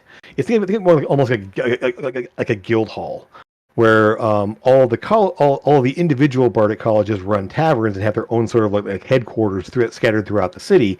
But they meet at this location here, which is a fairly large, blocky building that has like meeting places and libraries and such that are sort of like the bardic, the bardic the overall bardic leadership keeps track of, and everything here. So as you head down, um, down toward the street, and head out into the streets of Anul Karun, you are definitely blasted by the heated air. It's not, that you're definitely not used to. You haven't been in this kind of heat for a while, and even even you, Amethyst, it doesn't get quite this hot where you are, because you're in the middle of a desert. So there's almost no moisture in the air at all. The area around Anul Karun is just sand. Oh. But within the city itself, as you step out into the city, it is a bustling place. A lot of people running around, lots of hand carts. There's not very few like pack animals or horses or anything else like that. There's a number of what you realize are probably summoned creatures that kind of moving things around there. But most people are just like carrying things on their backs or walking around. But you'll see that almost everybody, from the teenagers running around, are using some kind of magic. Either illusionary magic and playing instruments, kind of singing or humming tunes and making little lights and figures dance around them as they walk and practice, to people that are obviously doing druid craft and forming little vines and flowers in their hands and sort of playing with things as they walk. Those are obviously clerical types that are holding their holy symbols there and kind of seeing the radiant energy around their hands as they kind of focus on it. And like every person you see is doing something in the way of magic for the most part. It's not like Port Oris, where there's a lot of like crazy contraptions and manatech things here. Everyone here seems to be capable of almost everyone you see is capable of doing some sort of magic. Children kind of running through the streets there occasionally. People like either chasing them or yelling at them to stop and quit running around. But for the most part, it's a bustling, vibrant place. Bleached stone walls of all the buildings there. There's no wood, like in the construction of this place. But there are a number of hanging baskets with plants and like little rooftop gardens you see peeking up there, and small trees that are bearing fruit of some kind. Almost in every window you look in, there's some plants. Almost every rooftop you see that there's plants or gardens and such. As you move along the space. I thought of a name. Excellent. Where are they? Where are you headed? The Tall Tales Tavern. Nice. Very cool. I know nice is on Wednesdays. Um, you reach the Tall Tales, and it's I'm just going to throw it out here. It's a bit of a play on words because it is a very tall, narrow building as well. So not only is a place where storytelling happens quite a bit, but it is also very like the buildings all around it are like maybe 1 or 2 stories tall, but there's like 4-story building in the nestled in the middle of them, so it sticks out like a like a finger pointing up into the air or a thumb, maybe, sure, compared to everything else around it there. The building is fairly nondescript as all the other ones are, but as you approach, you definitely hear. As you're walking down the street, you hear bits of music, lots of voices, lots of activity happening, of course, there. But there's just this almost everywhere. There's just little strains of music, either singing or drums playing somewhere, or stringed instruments or flutes and stuff off in the distance everywhere you go. Not so much that it is a jarring thing. It's almost like things are almost in sync with each other. They're almost harmonizing. Like there's almost a concerted effort amongst the people that are playing to blend in with the other sounds that are throughout the city.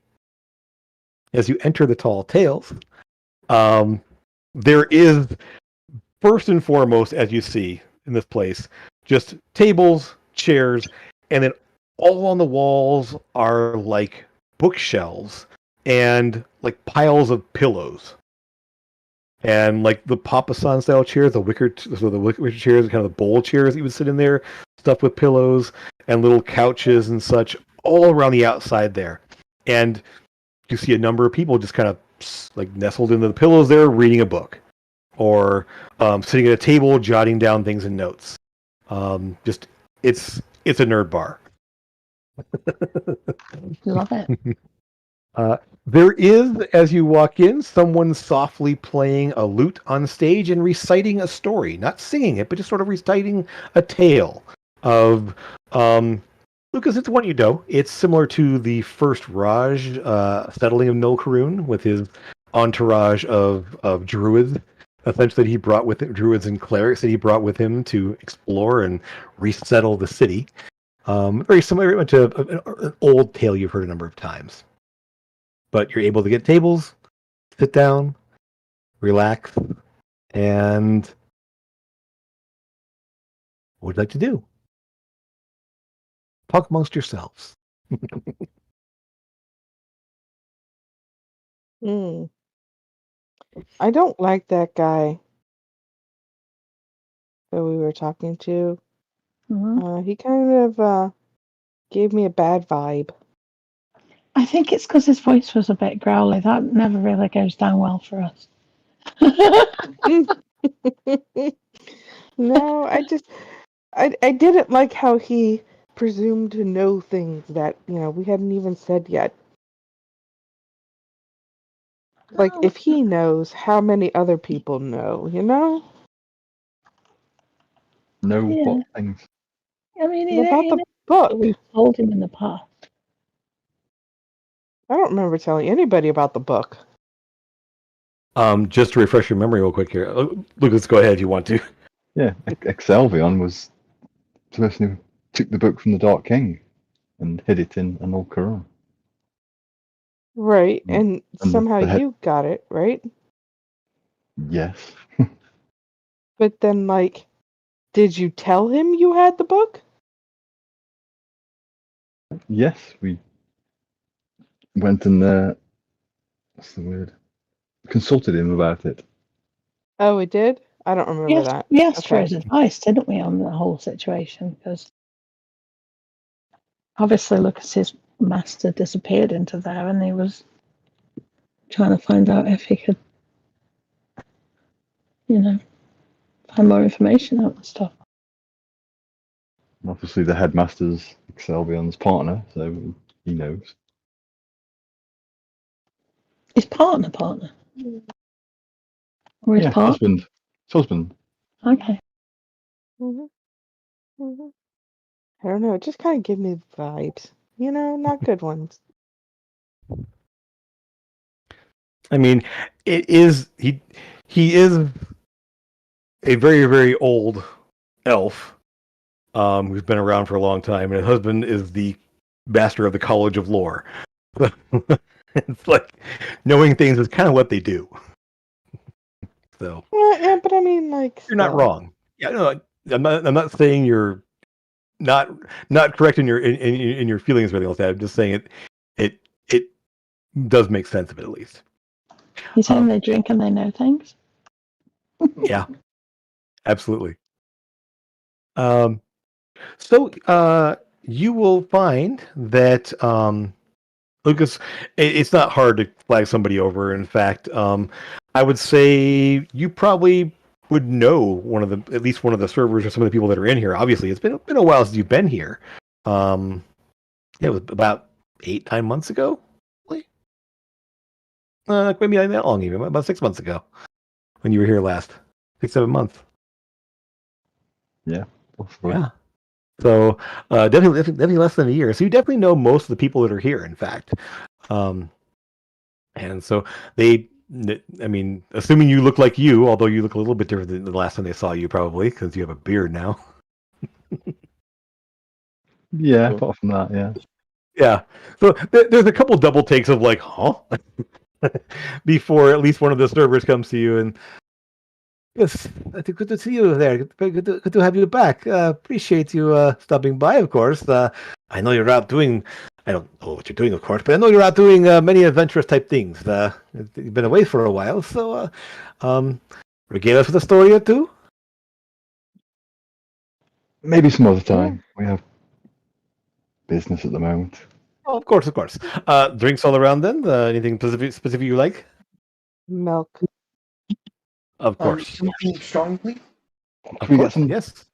some dragon's breath? Ah, of course. I could have done that for you. Look, and then I'll sparkle in my teeth again. You're kind of like, don't do that. Don't do that around the drink. What'll happen? You'll probably set the table on fire and everyone else around you. Alcohol and sparks, yeah, not the best combo. So don't worry. I will keep lightning. their drinks. I will bring you your milk, and I'll keep their drinks far away from you. And you, lovely tabaxi there. I'm gonna get what Lucas is having, All right, and then. then I'm gonna say telepathically, and get one for my friend as well, please. Forget the milk. All right then. And so Okay. he just sort of like, because it's a one way thing, so he just sort of like smiles and nods. And so he heads off there, comes back just a couple moments later there with 4 Dragon's Breath ale, and a milk. But he puts one there because always into please, but always into please both in this case. So enjoy your drinks. You say you're here for business. Do you need anything else then, Lucas? I was looking for an instrument. Oh, yes. Obviously, we happen to have some. To purchase, obviously not in. Yes. I didn't come to the tavern to purchase it, but if you know of anyone, please. What would you like? And he does sort of notice you have a lyre on your back right now, or you just you tucked it away someplace, or I've got it out. Yes. he's like, really, you want another instrument? Well, the more the merrier, of course. What would you like? After a rhythm maker's drum. Ah, yes. We might be able to help you. I mean, Haloric, the percussionist that he is. He does encourage the use of percussion type instruments amongst all his people. So I'll see what we can find. I assume you want the enchanted one, not just the basic one. Yes. Yes, please. Of course. I'll see what we can find in the back. If we don't have one in the back, then I will see what we can find amongst our more context there. If you don't have it readily available, I'll let you know when. That would be great. Thank you. Excellent. All right then. He just kind of gives you a little wink and heads off to toward the back there. You have your and you'll see this. So Dragon's Breath Ale. You ordered it. What does it look like? I was thinking it wasn't actually an ale. It's more of a ale, spirit. Okay. Yeah. Okay. More of a spirit. Excellent. Is it a shot or a tumbler or something bigger? A tumbler. Okay. I was imagining it to be like a fireball, like just really hot and spicy, like very sort of cinnamony and like. Yeah. Sounds right to me. It's quite viscous. It's not. It's thicker than obviously normal liquid. Almost like a cinnamon syrup. Yeah, almost like a syrup, and it's obviously very, very hot and very strong. Okay. Thora, do you try some? Since it was given to you as well. It was given to me. Mm-hmm. Are you sure I should try this?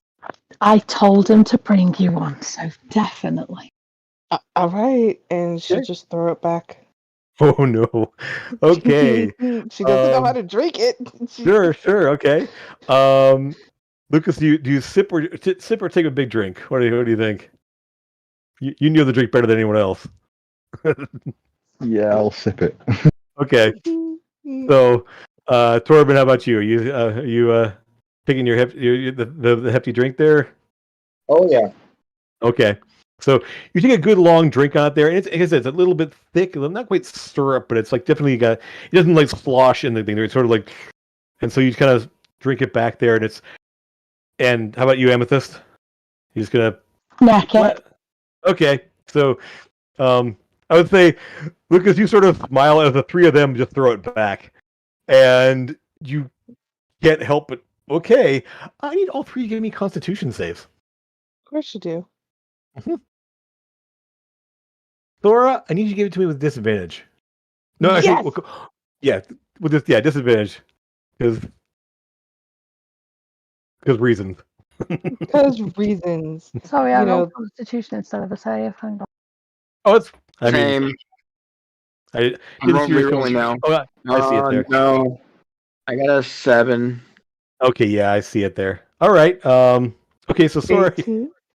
Yeah, you're all right. So, Sora, yours kind of like flares up a little bit. Like you actually like as it's sort of a bluish flame that pops open in your mouth as it hits the sparks that you have there. You go, oh. But then it like slides down and it's actually really, really good. And you're like, oh, that's kind of a spicy, kind of crazy taste there. And with this, you just not a problem there. Torben, you start to sip there, and as you do, it just sort of like burns as it goes down, and it burns more, and you're just like, and you just kind of feel that burn all the way down because it's like drinking like raw cinnamon almost. Yeah, and he's like, so gold sugar times 100. Yeah, he's like, oh, they're coughing a bit there, and Amethyst and Sora, you're able to get down there with the shock of the kind of the fire in your mouth for a second there, but you did have your milk to chase it with. Lucas should just sort of smile as you take the little sips there and just kind of like only one who knew what to expect from this one. Wait, you're supposed to sip it? That was tasty. Like, it was really good. Here, have some milk, Torben. Oh, here. And he'll neck that as the steak, and then does help quite a bit, yeah.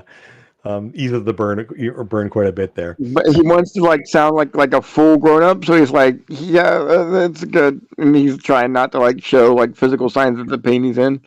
Yeah, but I would say rolling a 7 like you well. did there. There's definitely like kind of tears in the eyes there. You're sort of like kind of bit pink in the cheeks and everything else. Yep. Yeah. So Torben's intolerant. so, as you have your drinks there, and they do sort of bring a round of water as well, because one thing you'll notice, I mean, obviously living in a desert, water is a commodity, but it's definitely something they bring. You'll notice that almost everyone at the table has water to go along with any drink they have there. So make sure you drink up. It is very important to stay hydrated, of course, in this kind of a place. So enjoy, and if you want something else, let us know. And he kind of heads off there. Um, we'll just say after some idle chit chat, after your drinks and kind of sipping your water and everything else, about maybe 15, 20 minutes later, you will see someone step into the room that is definitely out of place. Walking in, kind of glancing around at all you see a person with the head of a bird. Kind of tawny gold and white feathers sprinkled over the top of the head and down over the shoulders and down over the arms, all the way down to fingertips and sort of loose. And at first you think they're wearing a cloak, and you realize that no, there's a mantle, like a mantle of feathers of some kind. No, those are wings stretching down across, essentially down over the fingertips there. And if they were to spread their arms out, it would literally drape out into wings. They are wearing clothing and such, and what looks to be almost, for lack of better terms, there. If you've seen the aviator jackets there, they have the buttons on the side. On the one side there, sort of a bit of a lighter, not quite leather, but definitely lighter colored and lighter weight material than leather. But so that same style, of course, there. And then a similar style, like trousers down into boots, actually tucked in. And they sort of look around at all of you and kind of like nods, like settles on the four of you, is like, right. And they walk toward you. There's a bit of you don't actually, well, give me a nature check, actually, for those of you who have nature. Do we have to be trained in nature? No, you may have heard of these guys. It's just Amethyst, nice. Amethyst, he's got Lucas. wings. Because you're still sort of like taking it all, just being back, the nostalgia of being back here, to sort of like, you're like, yeah, wing person, okay. I want wings. Nice. Now that comment makes sense about being good Mm-hmm. with the flying assisted and unassisted. Yes. I get it now. Amethyst and Sora, you both have heard of this species. They're Aarakocra. They are capable of flight. They do have wings, and they are very avian-like in their physiology and features, obviously. They do have a bird head there, comes down to sort of a beak.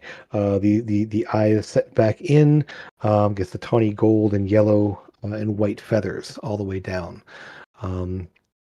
The hands do have sort of long claw-like talons, but they are grasping like fingers and such. There's fingers and thumbs and everything else, so you actually are able to manipulate things. But this person walks toward you. You guys got 18s. You think probably female. It's hard to tell since they don't quite have the same physiology as most other species do. We were told that we were female, though, weren't we? Yeah, he did. He did say she. Yeah, originally. So, she walks up there and says, "I think I'm supposed to meet with you. You Is have that right?" wings. Yes, I do, in fact, and it's really important that I do since I'm able to fly. What? Yeah. No. Huh? You know what? I'm also a pilot. Oh, that kind of flying. No, other kind of flying too. I do both, really. Yeah. There's. So, I want to do that. I want to do that. really? Fly, Well, but not I the mean, plane, because the airship. I can't do that. I've been told no. better not to train professionals, and that's what I am. So, my name is Ale, and I am, always looking for work. I would be happy to serve. You have a ship by here, is that right? We do. Okay. And what size ship are we talking about here? Merchant class, war class, passenger class, cargo class? He's saying words. Merchant, I believe, isn't it? Oh, very good. That's Is it? I don't remember. well, I'll be able to tell when I see it, of course. But is it here in the city, or where is it? No. Oh, it's That dude over there made us take a teleportation device and to get here, oh, so it's not that, here. It's in Port that's Oros. oh, I've never been to Port Oris specifically. I've only been on this side of the mountain, so that'd be fun to hit someplace new. Great. So I guess I'll be traveling with you to go to the ship. Is that what you're thinking? Well, yeah. If you can start straight away, then definitely. I am definitely between jobs right now. I don't have any thing keeping me here, and I'd prefer to be on in the sky. So I would absolutely love to get the heck out of this place. Hmm. Give me Why? insight check. Give me insight checks. Okay. I was gonna ask anyways, Jim. Sure. Yeah, no problem. Yeah, that's definitely. Give me some checks there. Nice. That's not insight. Nope. Okay. Wow. Okay. Yes, Wow. Chase.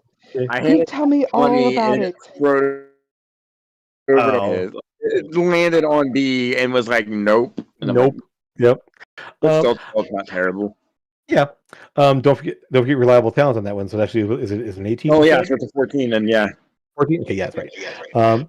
So Sora and Lucas, you don't get a lot of details. She's a bit fidgety, but you don't know if that's because she's nervous about something specific or it's just the fact that she's an Eric Huckray. You don't know much about these kind of guys here. We have an Eldon. We understand how that works, Jim. A little bit, and she isn't quite quite that like scatterbrain kind of thing, but just has that nervous energy about her. Lucas and Amethyst. Lucas, you definitely think that. I mean, she seems obviously interested in what's going on. She's very eager. Amethyst, you catch the fact that she does kind of glance toward the door a couple of times, like So she's like almost trying to avoid somebody. maybe. Yeah, obviously you're not reading her mind at this point, at least. No. But you know that she's definitely a bit fidgety. There's that nervous energy that she has in normal, but she's also keeps glancing toward the door, like she's maybe hoping someone doesn't show up there or expecting someone to show up or something. So there is that. Okay. What you thinking? Are we gonna take her on or what? I'm trying to whisper. I don't know how well it's coming out, but I'm trying to. I'm going to telepathically ask I think her. you should. Are you She trying- kind of leans over to you, Sora, like, yeah, I think you should. One thing pilots have is very good perception. Sorry, go ahead. Are we avoiding somebody? Telepathically? Yeah. Okay. She's like, and can you hear me? You hear in your head? Yes. That's how it works. Well, I mean, nothing terrible. Look, I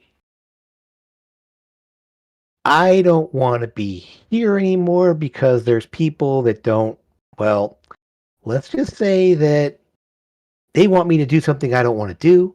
I don't want to be here anymore in case they want to try to make me do it.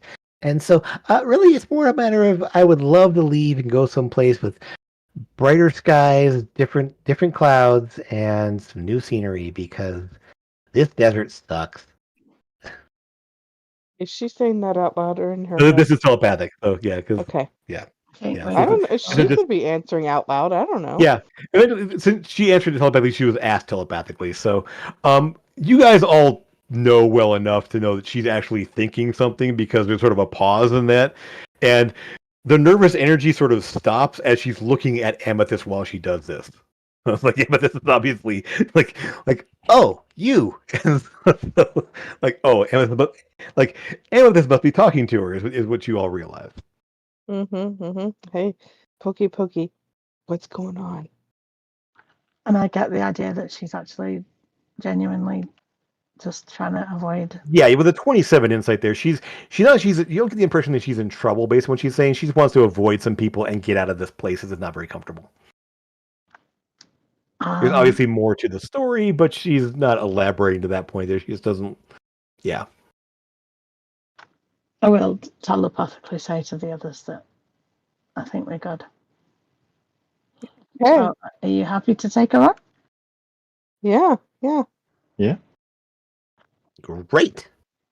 Um, I can't wait. So are we leaving soon? Are we staying here? What's the plan? Lucas? We are leaving this evening. We have other potential crew members to meet with back in Port Taurus. So Oh, very good. we shall be leaving and going back there in the next few hours, I believe. Yeah. Excellent. All right then. I appreciate the offer and look forward to working with you. And should I stay here or should I meet? You know what? I will meet you back here in say half an hour. I need to get together my stuff. Absolutely. Or we could go Oh. with you. Oh, we can stay here and drink more of those fiery things. I don't think that I should have any more of those things. I would like some, please. So, Should I have more? I mean, I don't know what it'll do to me. That was the first time I ever had an alcohol drink. that was your first one? Ever. Well, Yes, then I you only need to started have your drinking very since I first got ever here. second one. What? There's a very first ever second? I would I like don't know my how that seventh one, works. please. What was that, Torben? Go ahead. He would like his seventh one, please, because he's just been drinking them Well, without really stopping. Because every time he's tried to drink so far, he's never really gotten drunk because he's rolled really, really good Constitution saves. It's the Mhm. first time where he hasn't. So, like, he's actually like, yeah. I'm going to say they're going to cut you off at about 3 because by the time the third one hits, you guys all look over at Torben and he's just sort of like doing this. Oh Lord, Like I'm not looking at the camera. He's just sort of like he's like trying to grab at something that's kind of in front of his face right now, and then he's just sort of like wiping at his nose. Like me. Oh, Should I fix that, Amethyst? Because, you know. No, No. and No? and Okay. yeah, I'm so fine. so Fine. it's like right, I'll be back in 15, and kind of like bounds out the door there, 15. and well, you see like she's like one step out the door and sort of leaps into the air and goes and starts flying. Oh, she's a flyer. Does Aarakocra have a fly She speed? had wings. She told you she could fly. I So thought she was talking about the ship. That's so cool. while we I can- sorry, go ahead. No, he's like, I mean, I can't. But I do have these things that keep popping up, and he pulls out like a little black feather for some reason. I keep finding these, but no, can't fly. I'm a dragon and I can't fly. In about It's 2 more all levels, he fly. can because he can just cast fly. But yeah. All right. Well, with that, while you wait for Ale to show up again, you guys are having another drink or two, if you wish, or settle into something else. Lucas, you can also bring over some food. They serve an amazing like a flatbread kind of thing there with some sauces for dipping it in. You're able to kind of have some food delivered over to the table as well. Kind of Food. absorb We have some a of that impact of the alcohol there. And with that, while you guys wait for your pilot to return, we're going to go ahead and take a quick break. So about 5 or so minutes there. Go ahead and get a drink, everything else, and Yeah, I'm gonna make we'll some be food real quick, so I'll be right back. absolutely. We'll see you back here in about 5 minutes or so. Take care.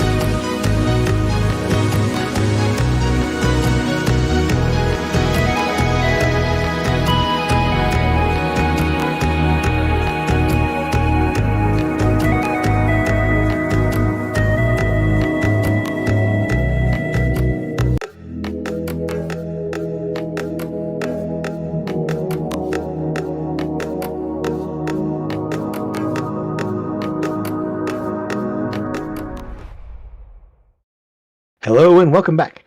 Those of you watching now and in the future and such, we are having a very role play heavy session. ROLE play rather than ROLL play. Mostly because we are missing one player and one player is unable to use cams and roll 20 right now. So it's just easier on everybody right now if we just have more of a less of a map intensive roll heavy game. So but for that we are Plus, we've going to... got a crew to recruit. Exactly, and yes, they are attempting to recruit their crew. One thing I will say is that while you're waiting for Ale to come back, you will get a message from Eldon. Eldon will actually pop in there, and yes. So I just wanted to let you know. I think I have an engineer lined up for us. She's skilled. She knows us. She knows she's works for Nimbus already, and she's willing to take on the role of a mechanic/engineer. She's fairly new to the situation, but she's good with tinkering tools and knows Manatech. And you realize as he's talking to you, that's way more than 25 words. Right, I was just about to say that. Oh. Yeah, you're like you kind of like are expecting to get cut off, and he's like he just keeps going and going. And yes, I should be able to meet you in Port Oris at some time here. If Mr. Lucas could come and pick us up at some point, that'd be really helpful. Otherwise, I believe that we can potentially. Yes, I've fixed my sending stone to be able to send conversations rather than just a 25-word statement of some kind. So now you can, when I see you, I'll be able to change your sending stones to be able to do the same thing, and we'll have conversations back and forth. Hey, And Take a breath, dude. Hi, breathe, man. I get it. We love you, man. My worst We nightmare. do. We will see you in a very short period of time. And he doesn't respond at that point there because it is still only a like you're not Sending. limited on word sending anymore, and so until yours. So we'll see what he can do with it once you're able to meet up then. Mm-hmm. So, as we wait for Torben to pop back on here, is there anything else you guys want to do while you're awaiting our new pilot? Mm-hmm. Yeah, we were drinking. I was supposed to get my first ever second drink. Yes. Exactly. It's definitely has arrived at this point here. So, do you want to go ahead and sip this one, or or drink it quickly again? I don't know. Down in one. Down in one. Okay, Down okay, in- okay. I will drink it as a shot. Okay, then give me that Constitution save with disadvantage again. If I love those disadvantage rolls.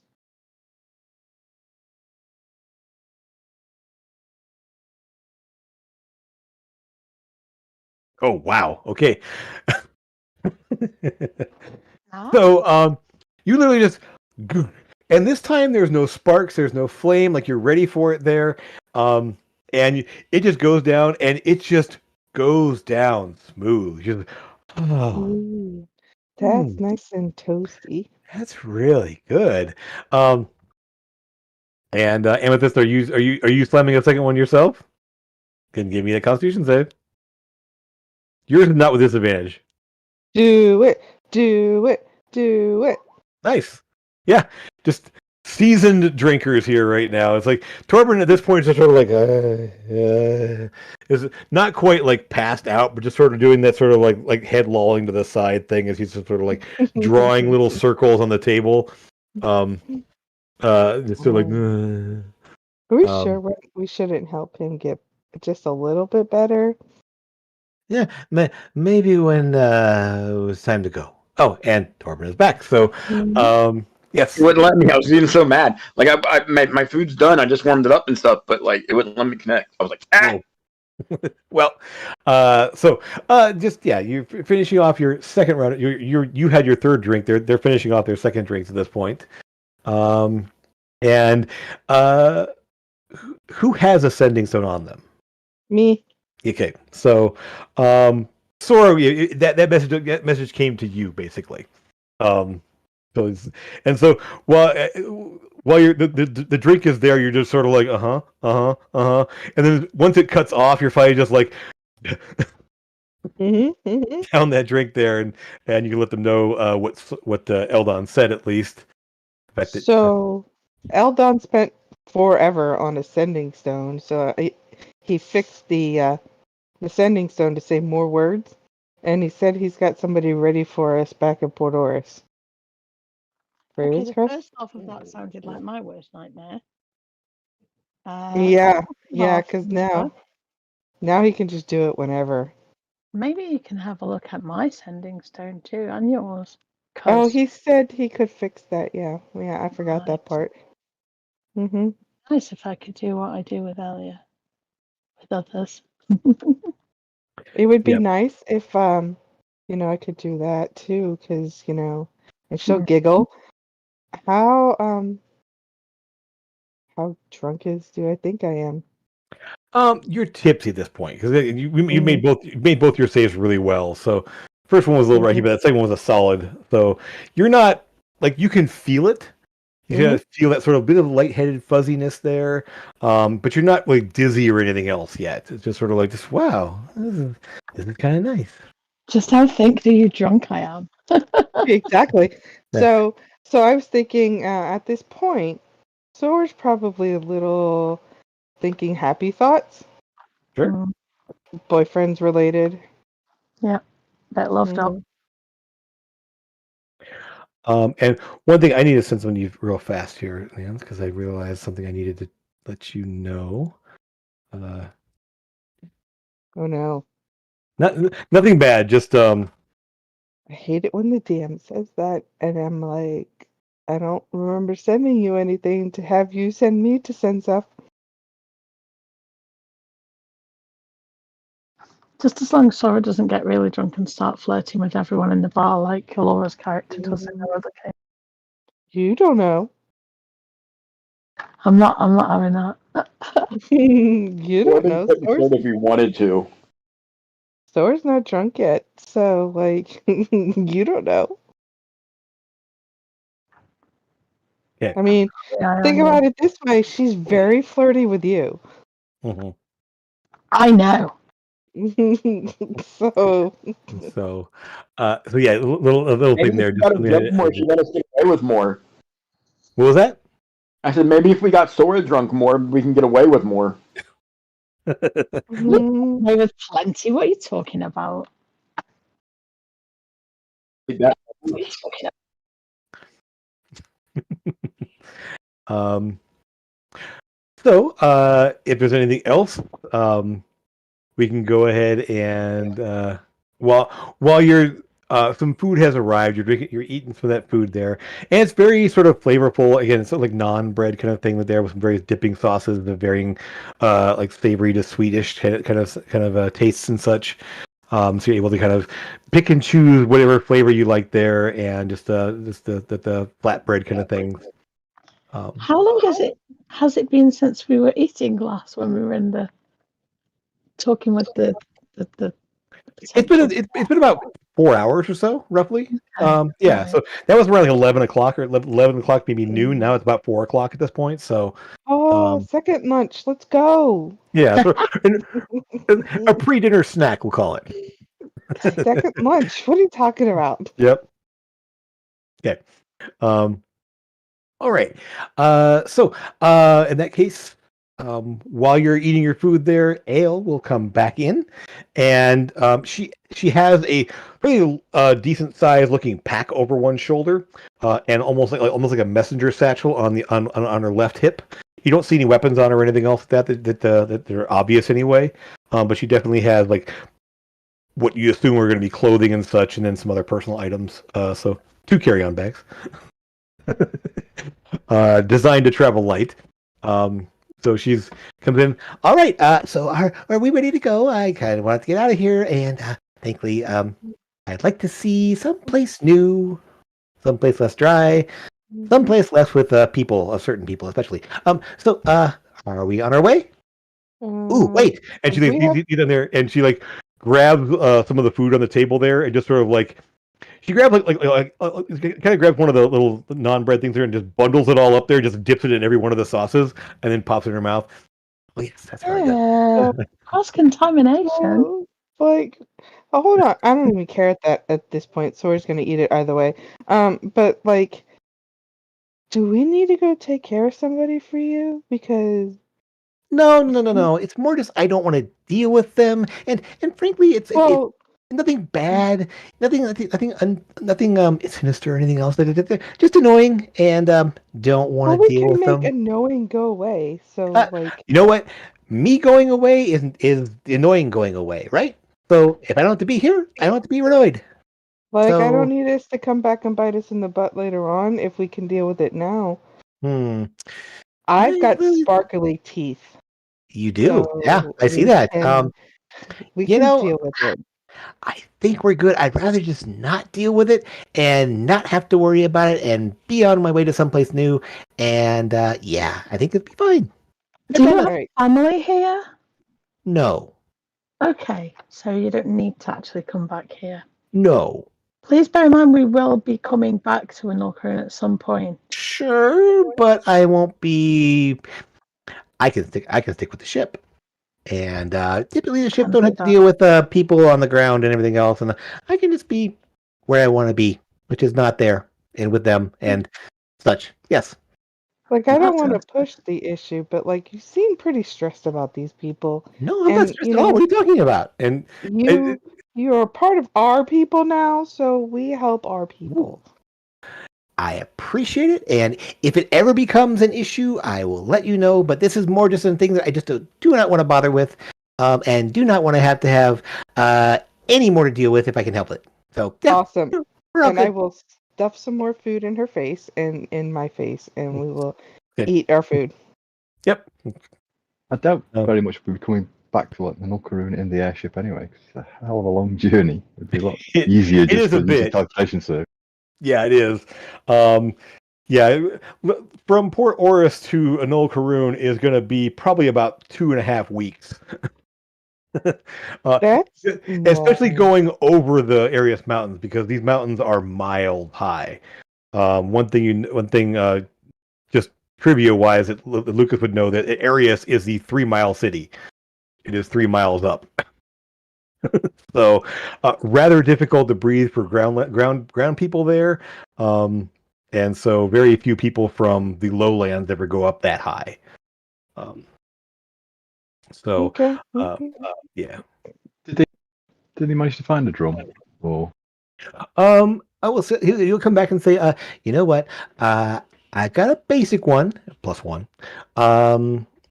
We don't have any ready-made, like any more significant. Actually, sorry, wrong voice there. I don't have anyone any more significant at this time here, but I can appreciate someone. I could have something set aside if you want to come back and maybe exchange it for a better one down the road. But I have a basic one here for you, if you wish. For a student of advanced times there, 500 gold for +1. yeah, yeah. Which is a pretty good price based on what we quoted before. Yeah. But the hometown discount and slash the student discount as well. There's a lot of gold. He'll say, yeah, he'll agree to that. He'll ask him if he can put feelers out for a slightly better one, but of course, no rush for it. It's not. I would say it's one of the things. If it's for a matter of a couple of days, I could probably find one. But just what we have available in the back room and such, and who we have around here willing to part with one, that's all I could find at this point. And so he hands you effectively. It looks a little like this kind of thing, like that, a little bit smaller, but sort of a colorful mosaic style of drum there with a little head there. And a little strap to put on there. You can definitely either strap it onto your pack or throw it over your shoulder. But yeah, it's a small sort of a hand drum kind of thing. Just and is yeah. Sorry, not to drag it on too long. How much would the next one up be roughly? I could probably get one for potentially 1,500 or so. based on availability and such. Maybe a little less if I can find someone who's willing to part with it on a more desperate type basis. There's always the people that pay off that big tab, of course, and or just looking to make some easy cash. But 1,500 for sure, maybe a little less depending on the situation. I'll just ask him to. I'm not in any hurry. I'll be quite happy to wait a few days. I mean, like he can send me or the sending stone, and I can come over and get it. No problem. I will let you know what we find. It's a matter of it is fairly, like I said, fairly easy to find someone who's willing to part with something a little bit better. The highest level ones are very hard to find. Those you pretty much have to find from craftsmen, and they're going to be quite expensive. You don't usually find people willing to part with those for less than the full amount. But we can do some wheeling and dealing if we can. Oh, I'll thank him. Usually, Appreciate it. Of course, yes. And so you hand you the drum, you hand him the gold, and you have yourself your rhythm drum. Oh, okay. Ba-ba-ba-da-da. Should we get one more for the road and then head off? One more what for the road? Of course, no problem. Yes, and he brings along, and she just, you see Ale sort of looking there going, "You're drinking that? You're kind of crazy." And I fly for a living, so I'll just have water, thanks. Oh yeah, one more. Last one. My first third drink ever. Okay, chicken lady. Is Torben going to go for a fourth? Oh yeah. Okay. So Yeah. Torben comes along. I'm going to go and Oh say, wait, hold on. yeah. I want 2. Oh no. No, you can have one more. But I can't let Torben beat me. He's not beating No, me. hey. Because I need Torben's you not to help beating me you. carry him back. No, shit. Sora, Well, yeah. What? how many have you had? This will be my third. Okay, I've had, and he looks in his head and counts with all of his investigative knowledge and doesn't know how many drinks he's had. So I'm going to look up at the DM, like roughly how many. You have that many more, and then we'll be tied. Yeah. So 2 more for me. No, Oh yeah. Okay. this is the last one, and then we're leaving. Okay, I'll give you one more, and I'll take 2. We've got people to interview. You've got Behave people yourself. to interview. I won't be in Behave. any shape to be interviewing nobody. We did our jobs. Let us have our fun. Oh god, I don't feel so. You know what? Maybe you should have the last one. I don't think I want to do this anymore. I don't know. No. And he runs off. He's out. He goes toes up. Okay. I You will win. take You his win. and mine and throw them both Yep. back at the same time. Double Give me a- shotting. Give me a dex check with disadvantage, Torben. Oh, good. I'm gonna try. Dex save. We'll call it a dex save. It's fine. Okay, hold on 1 second. Let me get to this. Playing on your phone is just not I know. the same, but it's cool. At least I get to play, right? So Yep. it's I'll watch loading. your roll. And you I'll said a watch constant, your or, roll. no, you said a Dex save. dex save, yeah. But disadvantage because you are drunk. Yeah. I'll take that. Sora, while he runs off there and you smile and chuckle and grab the 2 drinks there, give me a Constitution with disadvantage again. Double disadvantage because I'm thinking 2, Jim. That's not a thing. Technically, well, I'll go You're ahead. drinking one. Make it 2 with disadvantage then. So Okay. checks. I don't. Oh no, there's a Mine's 9. rolling really slow, so like. No worries, bear with it's me. okay. Oh, that one was a 20. Okay. The look of it. If that's right, Okay. you'll have to check the log yourself, obviously. Yeah. Yep. But I can't roll for disadvantage with one button, so I got to roll again. No problem. So don't make me take it from you. I drank both Too of late. them. Yeah, no. So that 20 would be it. Okay. All right. Then you managed to find the right door. Looking at let's see. Okay. Okay. So you essentially Torben goes running toward the front door, and you see him like kind of weave to the left and weave to the right. And you think he's gonna like slam into the wall next to the door, and he manages to just make it through the door outside there, and just manages to turn the corner and throw up on the corner out there on the street. Thora, That's not going. That's not going so well. That third one was okay. You did all right, and then the fourth one was just like, oh god. And you don't find yourself throwing up, but there's definitely the room is now spinning. Like you just like the room kind of does this kind of thing like dunk, and you just oh no. It wasn't doing that before. That's not a usual thing, is it? I'm kind of pointing to Sora, like sort of doing this. Sora's leaning. Leaning to the side there. No, I'm fine. You're crooked. It's fine. Okay, so are we taking those two back? Like, you know what? I'm sure you're fine. We're all good. I can't carry her. Pointing I to can Sora. walk. Okay, right. Listen, I'm going to tie a rope around Sora's legs, right? I'm going to cast fly on her, and I'm going to drag her outside like a kite. You're gonna make her Can I hold on to her fly. when it goes up? So Okay. as you step out, so are you doing it inside then dragging her outside? I'll drag her What? outside first. Yeah, if it's outside, I'm doing it. I'm grabbing onto her. You can't use fly because it takes her concentration. But I can cast levitate on her, and you can drag her like a balloon. There we go. That works. Absolutely. Okay, so you step outside. Ale follows you out there with her stuff and just kind of like smiling and well, it's hard to birds have a hard time bird smile. She's sort of like the head bobbing in amusement essentially, and Corbin, you're sort of like on the wall as they all come outside there, and Lucas casts levitate on Sora. Sora starts to rise up into the air. Amethyst has a rope tied around her legs.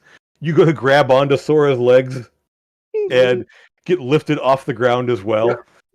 And Amethyst, you sort of like carry them down the street, like a bizarre party balloon.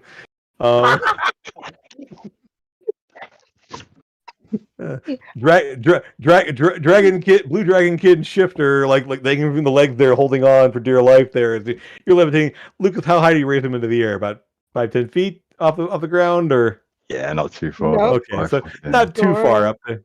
Sora firmly believes she is flying in the air. Yep, Sora's like, whoo, whoo. Look, I can fly just like our new friend. Arms stretched out wide. I'm trying to come down. I don't feel so good. I don't think I should be up here. Ale settles into step next to you, Lucas. There and like, is this a usual thing? I mean, I'm not saying it's a bad thing. This is pretty fun. I don't think I've seen someone using a balloon like that in a while. But is that normal?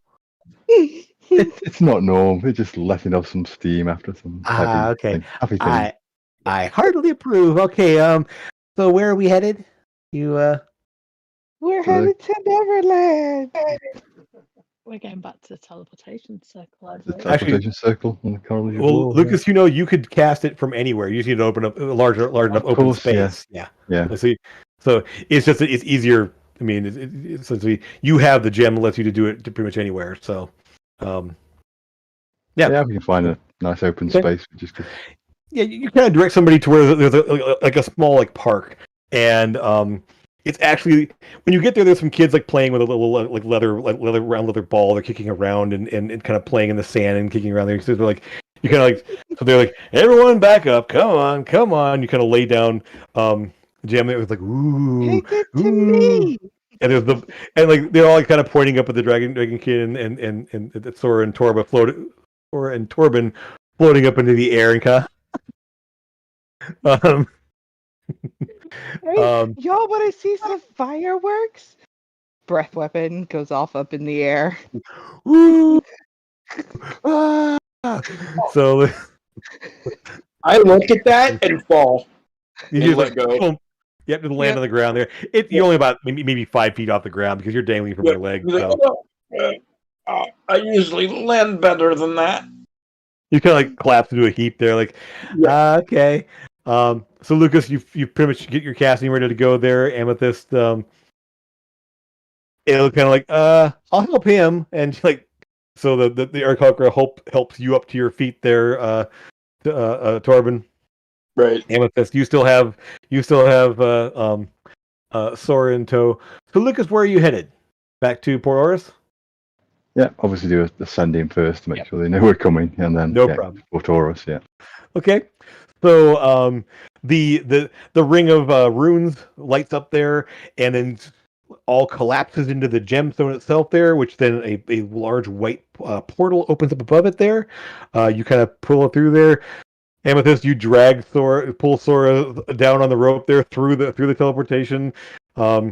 Ale sort of like gives Torben a shove through it there, and then walks in after him. Lucas, you kind of step back through and pick up the gem as you go, and as the portal winks out behind you, you are back in the Ivory Lyceum in Port Oris. No, Yes. Sora, wasn't Mhm. that Yeah, to come back through like that? I didn't feel a thing. Wait, where are we? Are we someplace? Oh, we're not in the same place. Did I fly us here? Yes. Oh, yes. Wait, no, you did. Oh, wait. Yeah, you did. Good job. So this is a big magic place, isn't it? I don't think I've ever been here before. Are we someplace where these guys can get sobered up? Because they're not going to be useful for anyone for anything for a while. Yeah, you guys really Hey, should sober hey. up. He looks over. I This is really unprofessional, guys. have something, and I'll do lay on hands, but I'm going to attempt to not hit myself. No, not on me. I'm fine. So I don't know who I'm going to hit. Okay, It's random. So you're going to roll randomly to I'm see. not. So I'm trying to dip out of the way if she's trying to cure me. there's 4 people you could hit. So go ahead and roll me a d4. We'll start with. I'm going to make the arrangement in my head here, so I'll tell you who it is when you roll your d4. Awesome. Is it alphabetical? Let me hope it's alphabetical. Nope. Touch yourself.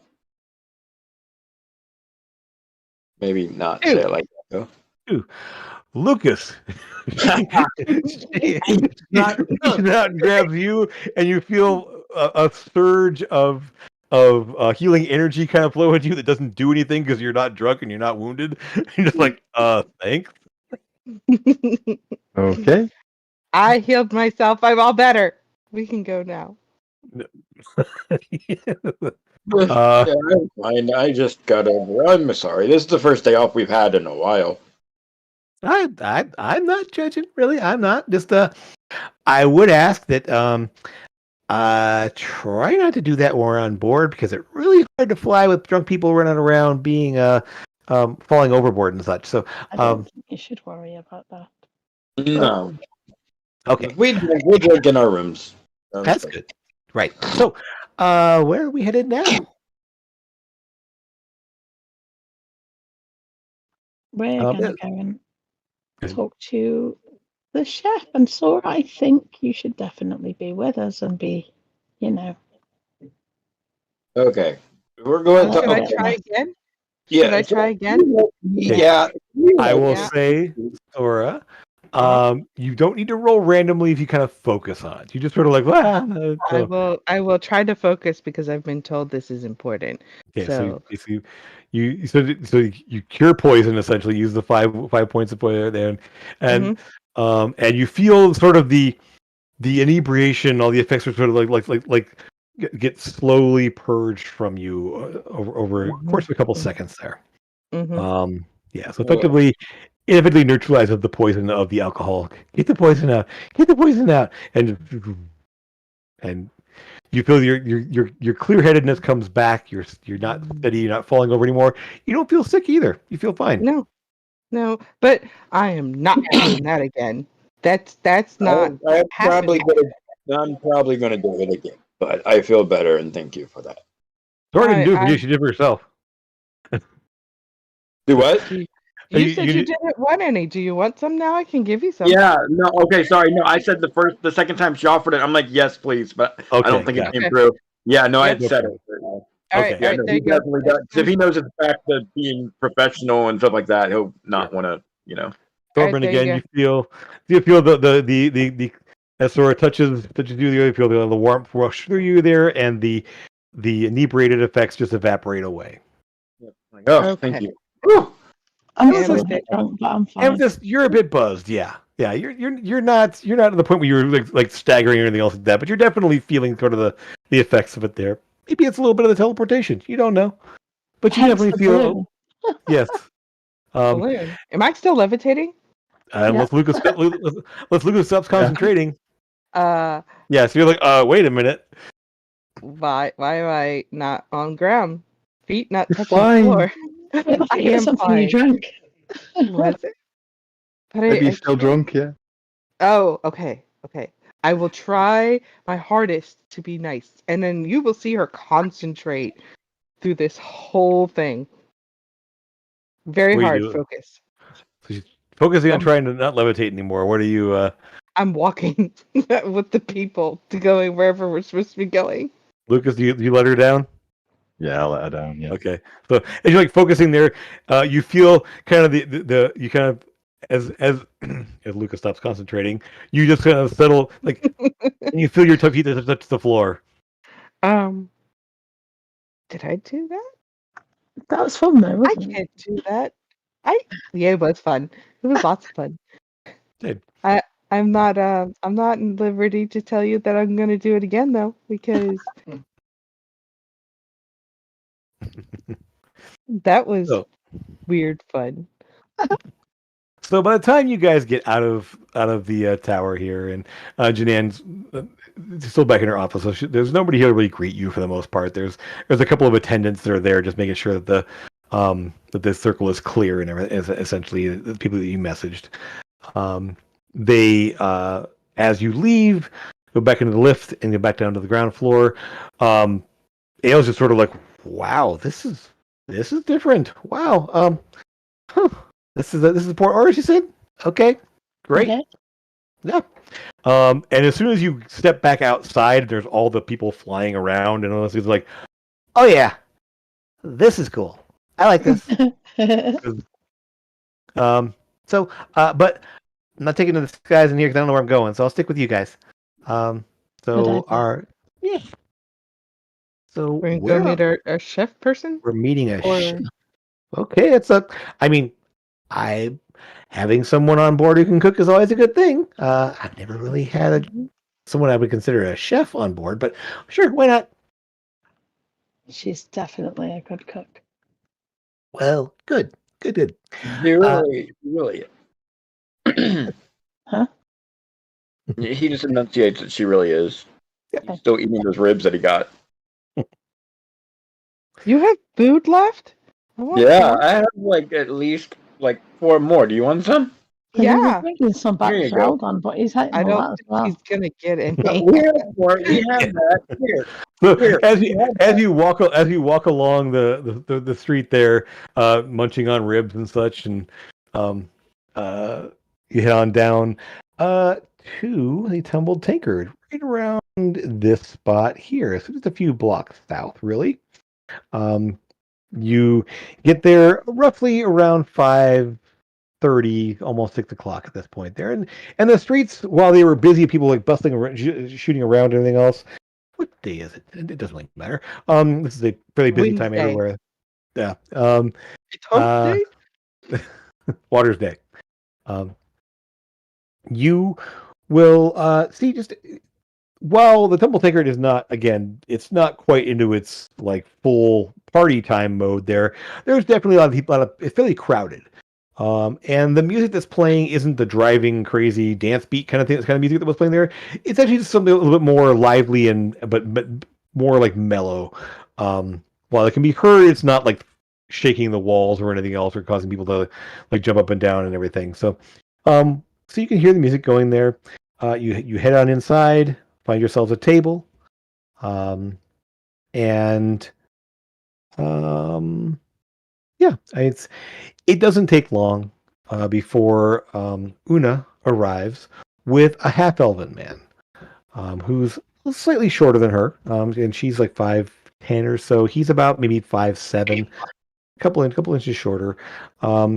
Definitely a little more human features rather than elven features. There, he does have essentially kind of like sandy blonde hair. But you do see the ears there. hair color is similar to Lucas's, but not quite as kind of yellowish. There, more kind of a dirty brown, dirty blonde look to him there. Fairly fit looking. Just dressed in casual clothing there, kind of a loose white shirt, just trousers, boots, and such like that. He does have nothing really of note on him that you can see. Other than that, she's dressed now in sort of just a basic dress, belted dress there, kind of like the Viking style apron looking thing that they're over top of it. And they kind of look around, and she spots you first there, and kind of directs him, kind of nods over to you two, and the two approach. Hello there. And Ail's like, "Cook, who's the guy?" I'll say telepathically, that's the husband. Shh. Oh, Yes. bringing a couple on board. Okay, sure, why not? Okay, it is a family affair. Why not? They have kids. I hope not. I don't like kids. They're messy. They get in the way. Well, we'll Jam find out hands. when we interview them. Don't like jam hands. She, good to see you. I appreciate the chance to speak with you. You said you're looking for someone to work on an airship. You said, is that right? Yes, it is. Yes. Mhm.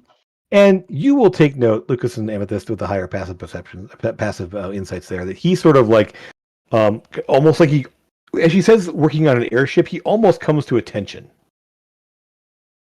Like like just sort of like, all right, and just sort of like stands there like military-wise parade dress, sort of like, not full on like rigid there, but just sort of that stance there.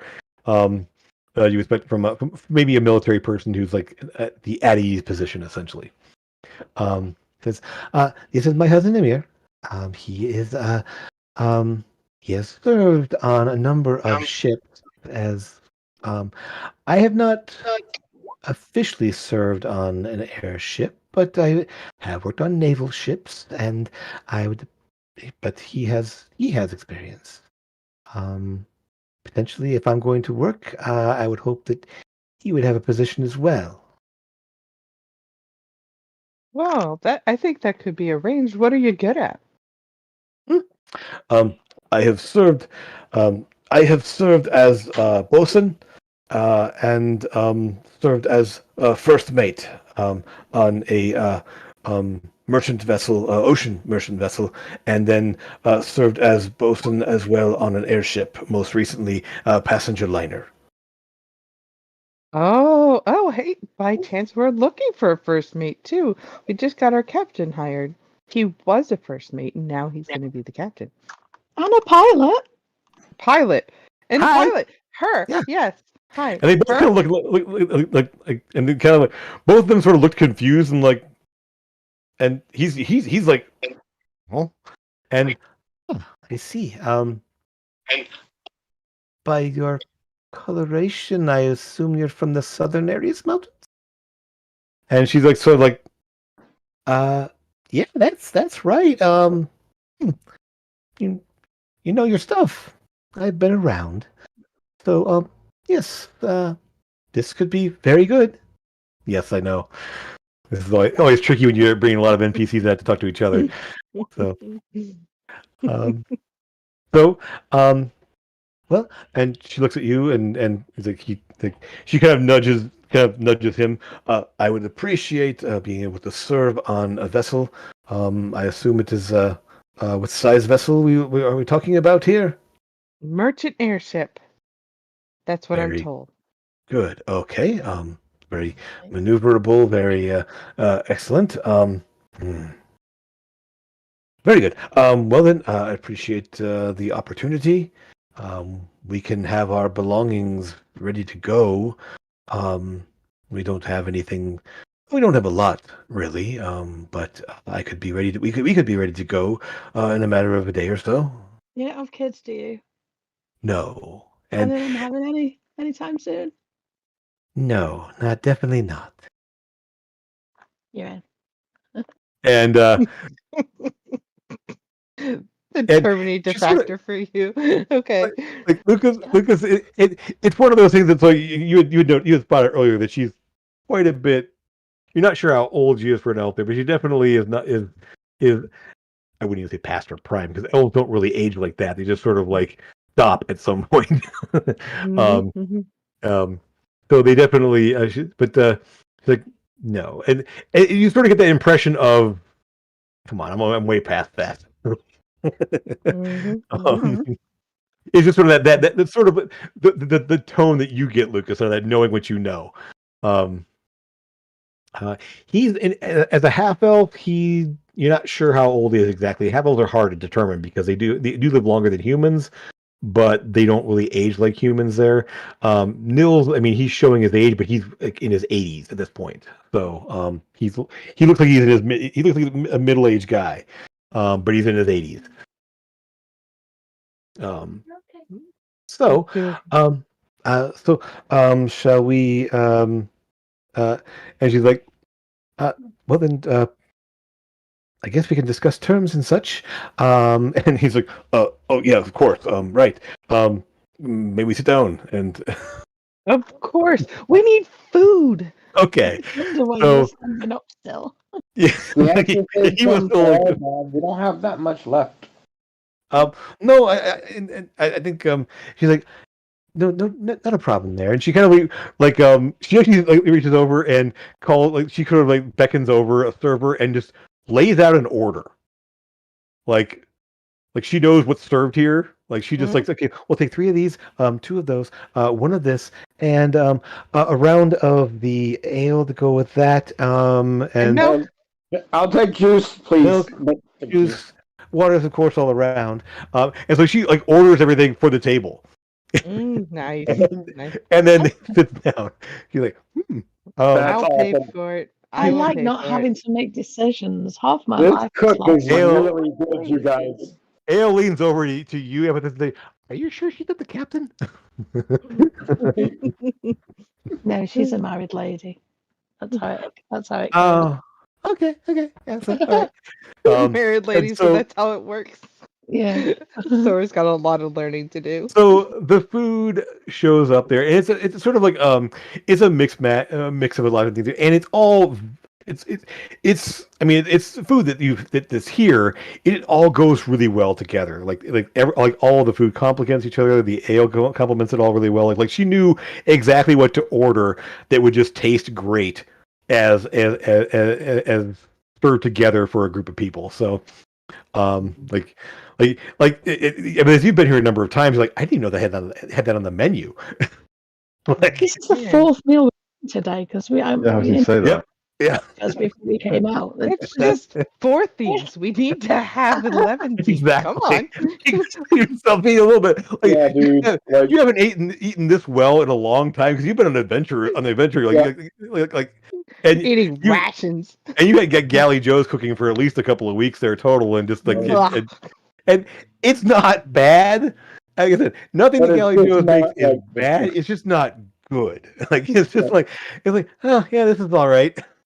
It's nutritious. It's filling. It's not great. So this is definitely like the cook in Red Dead 2. sure. Yeah. Yeah. Yeah, So- okay, great. So I'll cover the bill. You just let me know what it is. Because I'm still not full. Sure. I'm basically a raccoon, so I just keep eating until Until you're actually rolled away from the table. until like I'm asleep. Like just keep eating. He's trying to fine. he's not like shoving food in Everyone his gets face up or when you can like anything, but see his belly like all kind of like swollen a little bit there because he's eating so much food. Yep. It'll be like a 12-pack the next day. He's like, no. So you're able to some very good natured. I mean, there's a little bit of shyness. She's a little bit aloof, not unpleasant. Just sort of like smiles softly and adds a little bit of the conversation, but doesn't say a whole lot. He's sort of the formality in his like things starts to relax a little bit after a drink and some food and everything else, and he lets you know that he essentially served on early years in the Garibaldi military, serving on naval ships for the most part, and then moved into airships there, and then moved in the private sector, working on airships. As airship crews of the military are fairly cutthroat in terms of keeping a position essentially there. So it is highly sought after for the most part, but there's a lot of competition for those positions, and so he backed out and decided to go into the um, the go into the private sector instead there, where it's a little more lax, but still a lot of demand for crew members that know what they're doing. Ale will be a little bit dodgy about her experience for the most part. Not that she says like she is a good pilot there, but you get from her that she had some problems on one of the ships because, well, she's a little too good of a pilot. And No such when thing. they ran into a problem, she maneuvered the ship a little too well and lost a member or two of crew overboard because they weren't secured. And like she can make a ship dance essentially. And so if the people aren't ready for it and prepared, like she's like, so I'll let you know ahead of time once we're on board. I'm going to bring you through some little drills on terms of on some maneuvering ways to maneuver and secure yourself so you don't get thrown around or overboard. You just make sure that everyone knows what they're doing, and I'll make sure I call out what's happening, and so we'll kind of go through that little bit once we're on board there, so I can teach you exactly how to ride safely on an airship that has a little bit of maneuverability to it, which most merchant classes are pretty maneuverable. So I want to make sure that we have everything in place and everyone knows what they're doing. So you've got a captain, you got a cook, you got a first mate. What else?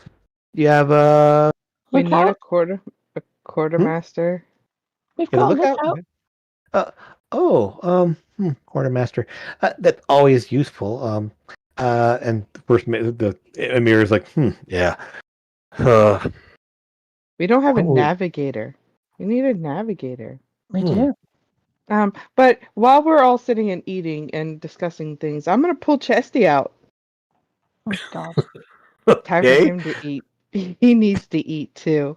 I was got to chest that when she's had a few drinks. Effectively, it's Chesty. let's just see what happens here. We're gonna roll some reaction rolls just for the heck of it there, just to see. Yeah. Okay, so first off, we'll go with Ale. She's like, what?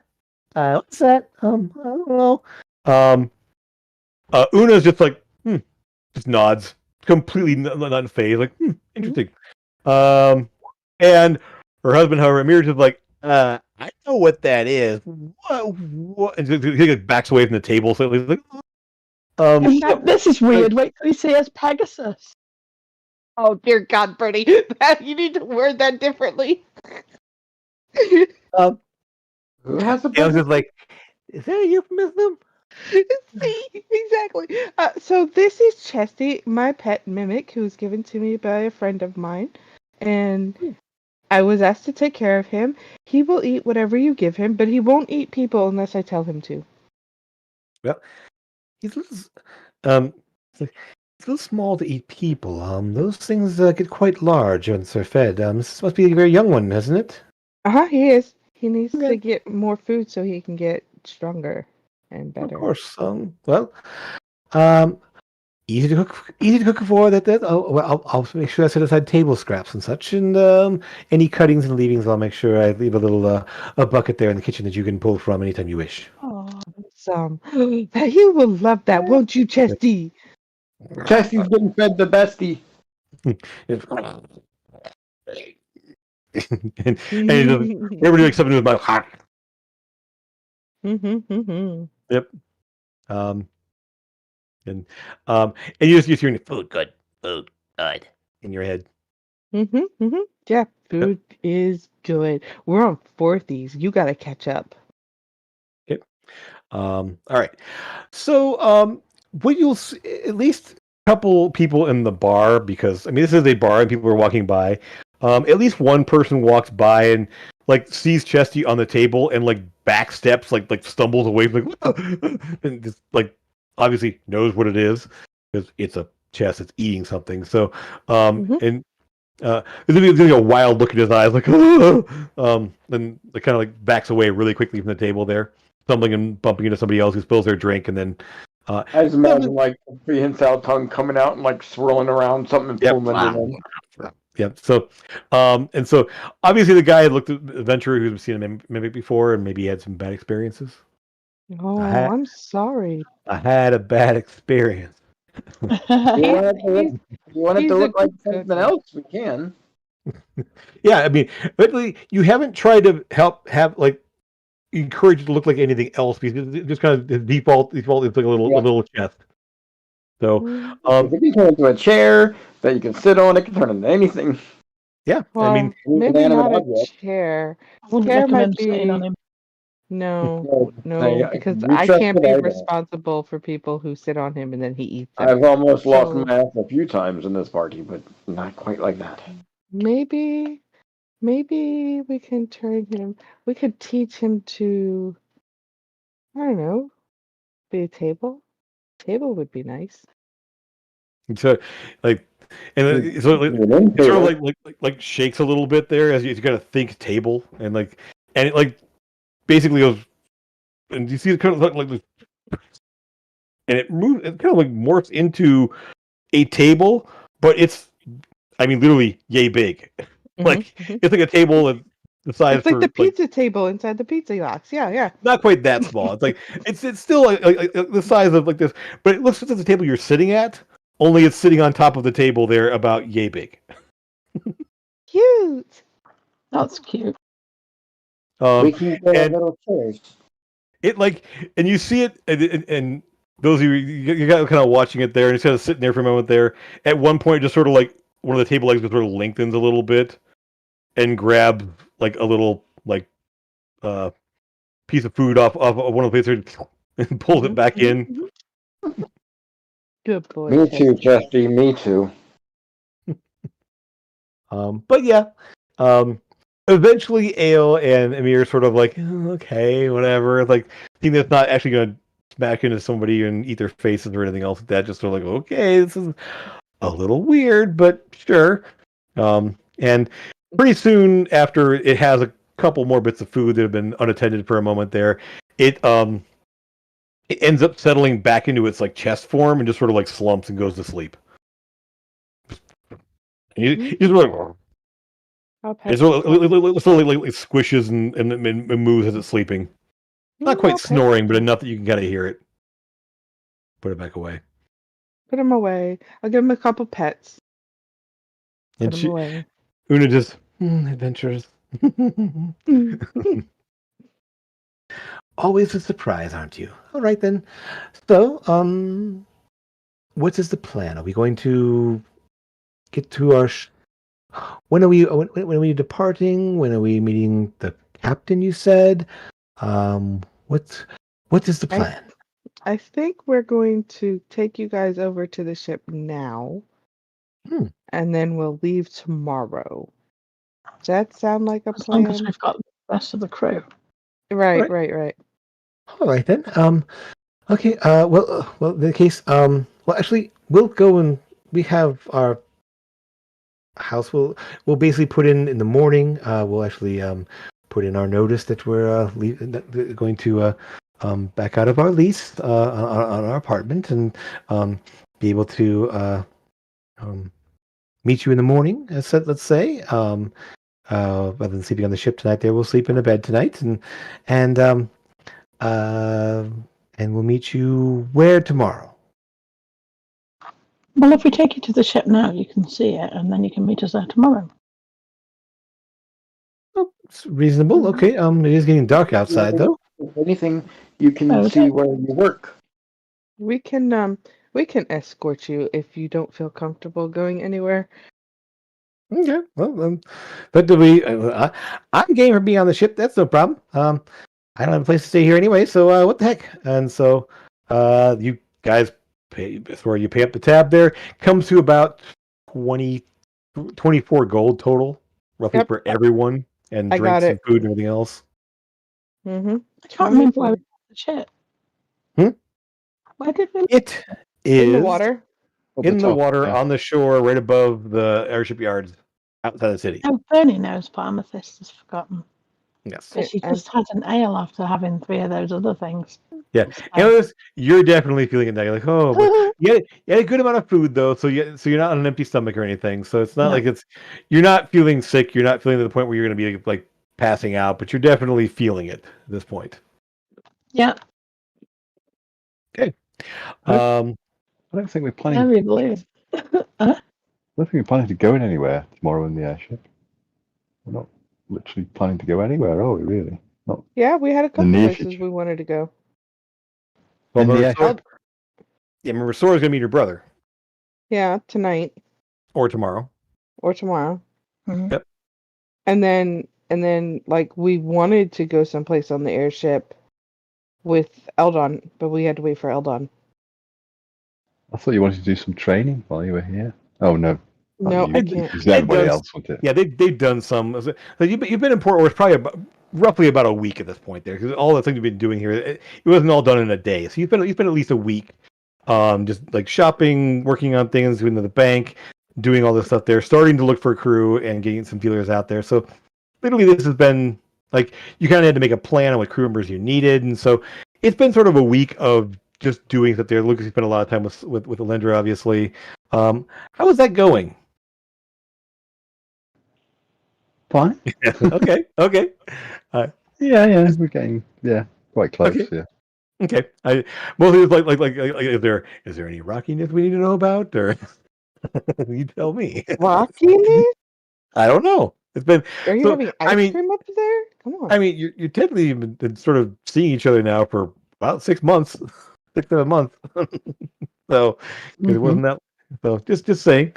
Okay. Just don't be doing any babies, okay? Well, I you're- won't be having any babies. I don't know about Alindra, but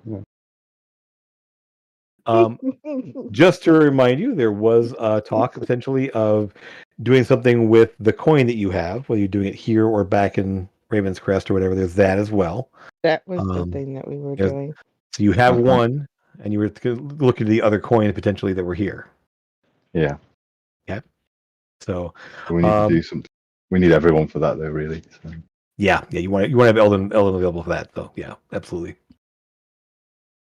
Okay, so I would say,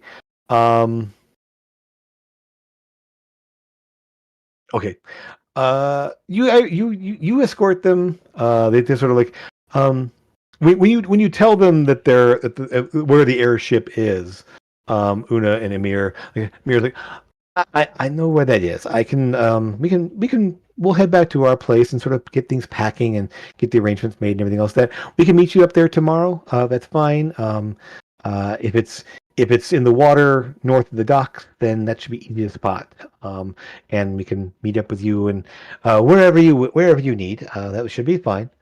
And like, yes, this way we can at least ensure that we have all of our belongings ready to go and all the arrangements we need to make. And I was like, I'm going wherever you guys are. So you want to head to the ship there? I'm willing to go there, or we can, I can get a room here or something. I don't know. Whatever you like.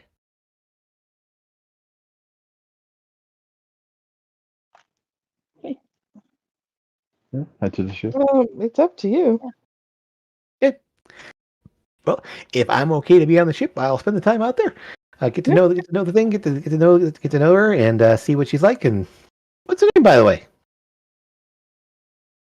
The captain's name or the ship's name? The ship. Serenity. Nice. I mean, normally it's like Scourge of the Skies, or the for the more like battle oriented types, and or the long haul ones there, the fleeting skies, or whatever. And it's just nice. So It's nice. listen, we've been through a lot. We don't need any more of that. I understand. I'm not judging. I'm just saying. Normally, there's a little bit. I'm sure there's some history behind it. So, but I'll get to know her and see how she does, and get a feel for her, and then when you're ready to go, I should be able to fly her wherever you want. provided you get me a decent navigator, because I mean, I know where I'm going. I can read a compass, but in terms of plotting a course, not real great with maps. I'm good in the sky, but like planning a course is a little bit tricky.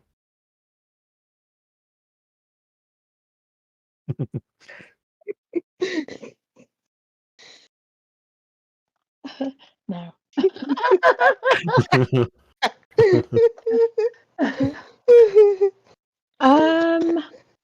We need to find a navigator. We do. And What's a a quartermaster. navigator? Huh? And a What's a quartermaster. navigator? Yeah, one of them as well. I thought I'd asked Eyes and Ears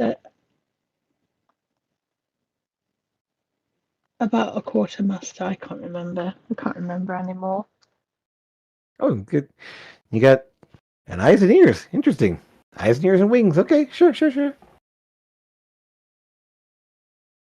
Eyes and Ears is his name. He hmm, is cool. okay. I like him. He's cool.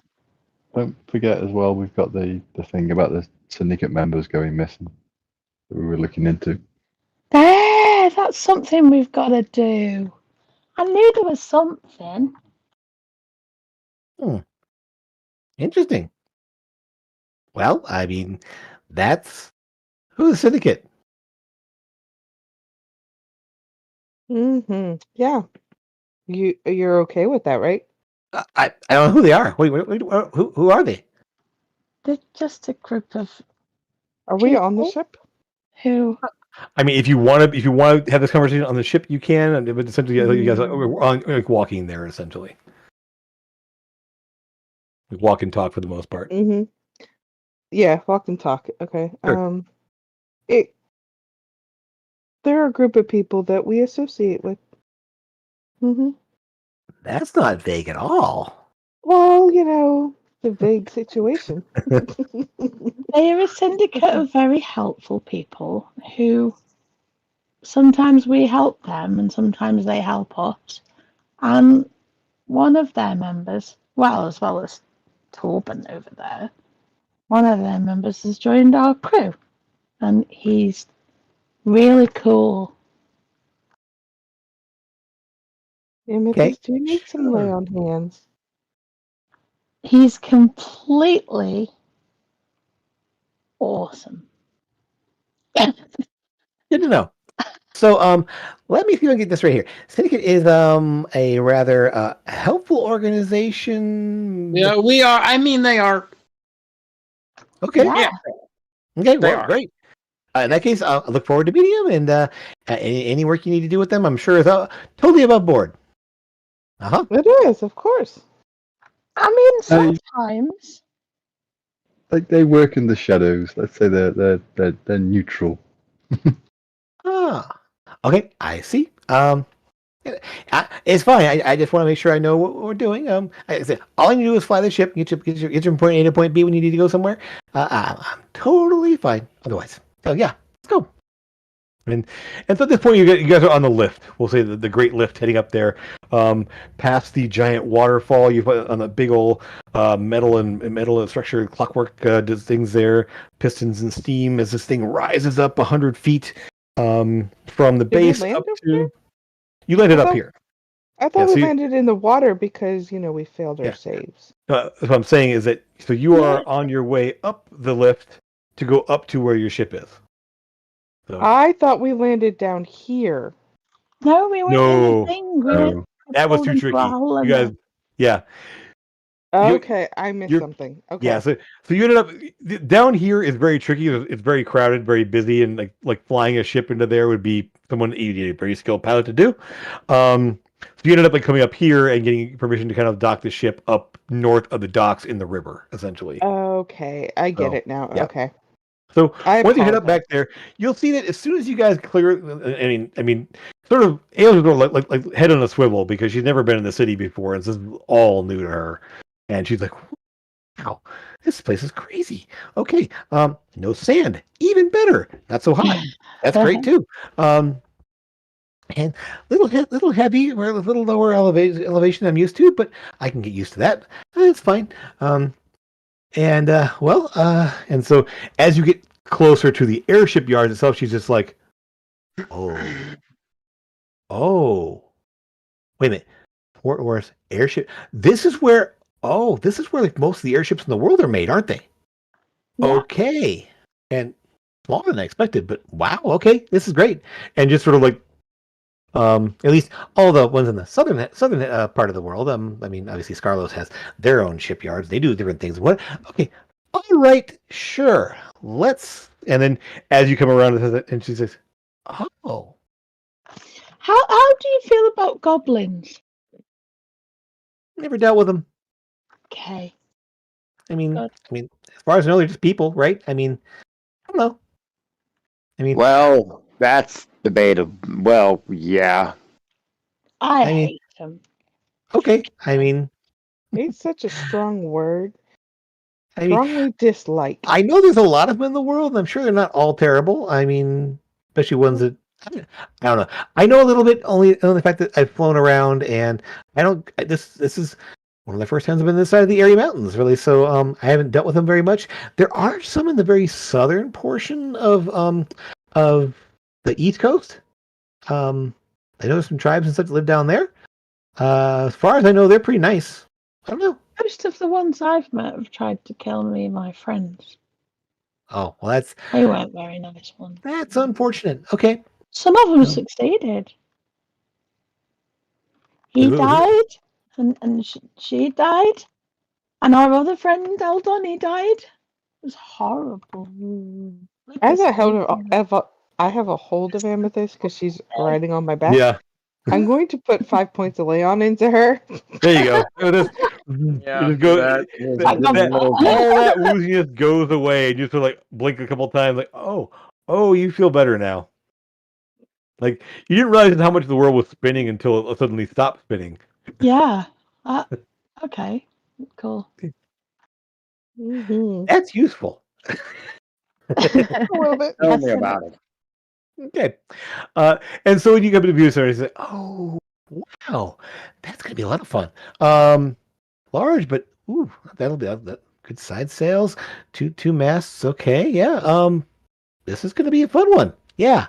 I've flown one a little larger than that. I've never flown anything smaller than that. But it's probably one of the smallest I've ever flown. But we'll have fun with her, I'm sure. It's bigger on the inside. Really. No, but it might be one day.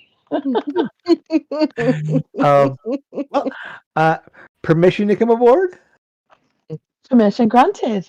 And she just launches herself and flies over onto, rather than getting it like flies over there and just lands on the deck of the ship, like looking around. You kind of see her from the side there. It's at this point, the sun is going down. It's kind of coming. So it's sort of like just that not quite twilight, not full daylight kind of effect there. And she just lands there, and the wings kind of flop down there.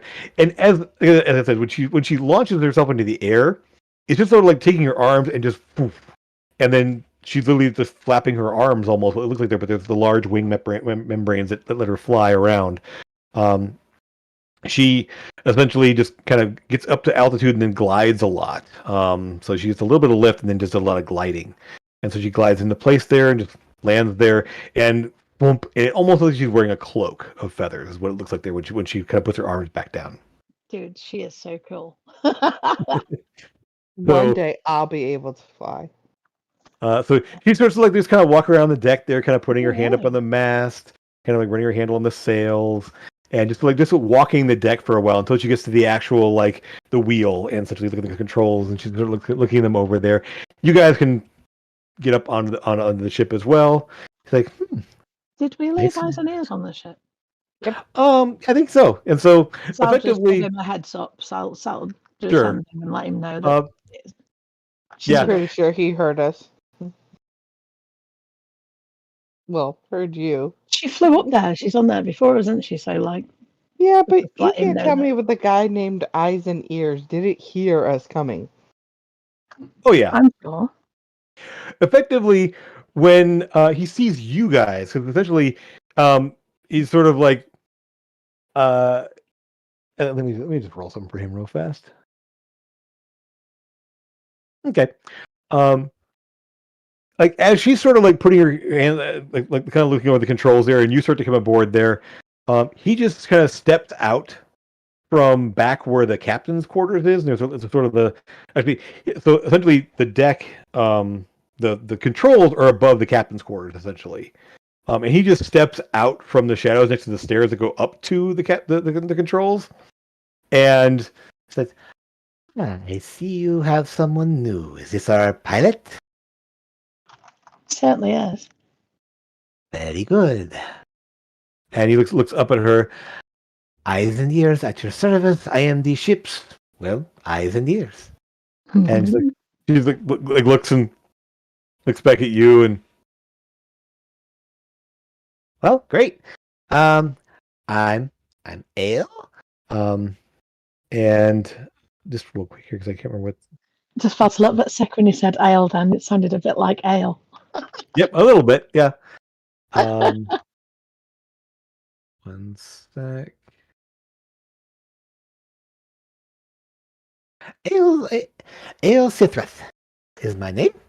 And yeah, and at that point she sort of like settles in and just like hands like on the steering wheel, just sort of like running her hands on the steering wheel there, and just like kind of not like moving it, just not actually shifting anything, but just sort of like just kind of brushing over there and kind of figuring out like she moves forward, moves back, and kind of reaches down there, like she's almost like taking like stock of where everything is.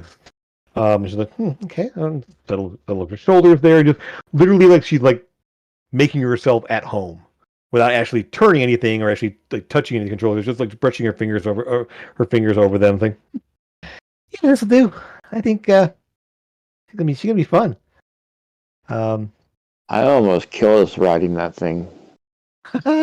Well, glad you didn't. And We watching you.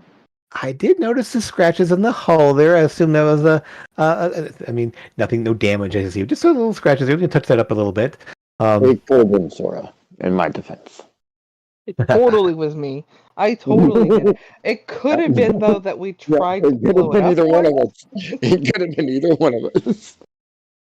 We also, well, stole it, acquired so it. you actually flew it. Wow. Okay. Well, I mean, I'm not allowed to. Okay. And I never want to. Hey, it's all right. Maybe you could teach me. That's why I'm here. And well, if I ever need a co-pilot, I will talk to one of you guys, and you can help me out when I need it, and we'll see where things go. But yeah, like I'm gonna settle myself in. Anything else you need me to do tonight, or you guys you gonna be on board? You heading into town? What are you doing? We've got a few people to meet with still, so we'll head back into town.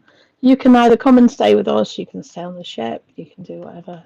I think I'll stay here. I thought you might. And I will as well. It's been nice and peaceful. I spent a lot of time in a big city, and so able to see the stars and, well, listen to the sounds of the wind in the trees and the farmland and such. Very, very nice. I told you it was cold, didn't I? Yeah, I see what you mean. So effectively, you guys can head back into town and do what you like to do. Sora. Yeah. You want to go meet with Strega tonight, or do you want to wait for the morning? How late is it at night? At this point, it's probably around, as you get back into town, it's probably around 7-ish. Not late. Like early. It's not bad. I mean, at this point, the sun is just about down. As it is still spring, so it's getting dark, but it's not. But as you sort of take the lift down there, you sort of look out over across the city, and the lights are just coming up, and you will see. Whereas Dravier had a lot of multicolored lights, each section of the city had different color lights, and so you had this kind of an odd patchwork network of twinkling lights as you look down at Dravier. Port Oris, everything is a kind of a golden yellow, and the whole city just sort of like as the light goes down, and as you look up at the canyon walls, as you're riding the lift down there, looking up at the canyon walls, you see the sky darkening. But all around you, ahead of you, is just this golden glow of city street lights and lights from windows, and lights from people carrying torches and such, or like lanterns and torches and stuff as they're there. And it's like you kind of come down from a darkness almost into not quite daylight, but it feels that golden glow of the city out there as you see just stretching out before you the whole city there with the river cascading down the middle of the city itself. Head down the city. Yeah. Okay. So it takes a little while. By the time you get down to the southern portion of the city and all the way over to where the city itself, where the Tsuriga's trading company is, it's a good half an hour, 45-minute walk. It's a number of miles down there. So as you're all fairly fit and used to walking around, we'll say the almost 4 miles takes you about 45 minutes, which is a good pace. You guys are kind of you can stretch it out a little bit if you want to stroll a bit here and there, but yeah, kinda. But I want to turn to the group before we turn down his street. If you don't want to come, you don't have to. I don't know what it is exactly that he wants to talk to us about or talk to me about. So if you have something else you would rather be doing, by all means, go ahead and do it. Everyone going? If you don't want me to come with you, I won't. But if you don't mind, I'll tag along and stay outside and wait for you. Okay. Don't really like going off on your own.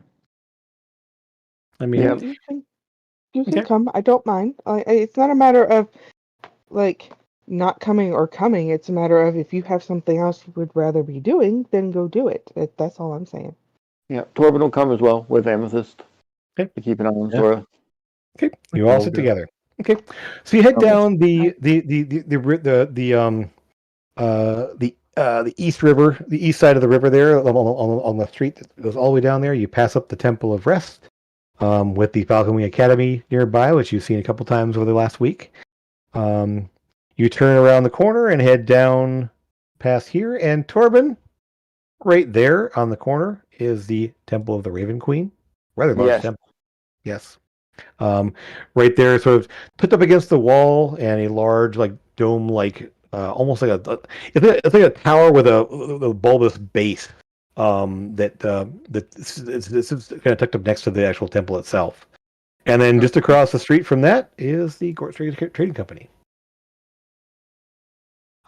So as you approach, there are some lights on in the windows there. Again, is a kind of a large 2-story structure, a warehouse basically. Fairly kind of a sprawling space there, where there's the main door, as you know, is kind of a reception / like meeting area. And as you head up there, the door is locked, but you knock, and within a moment or two, the door opens up, and you see.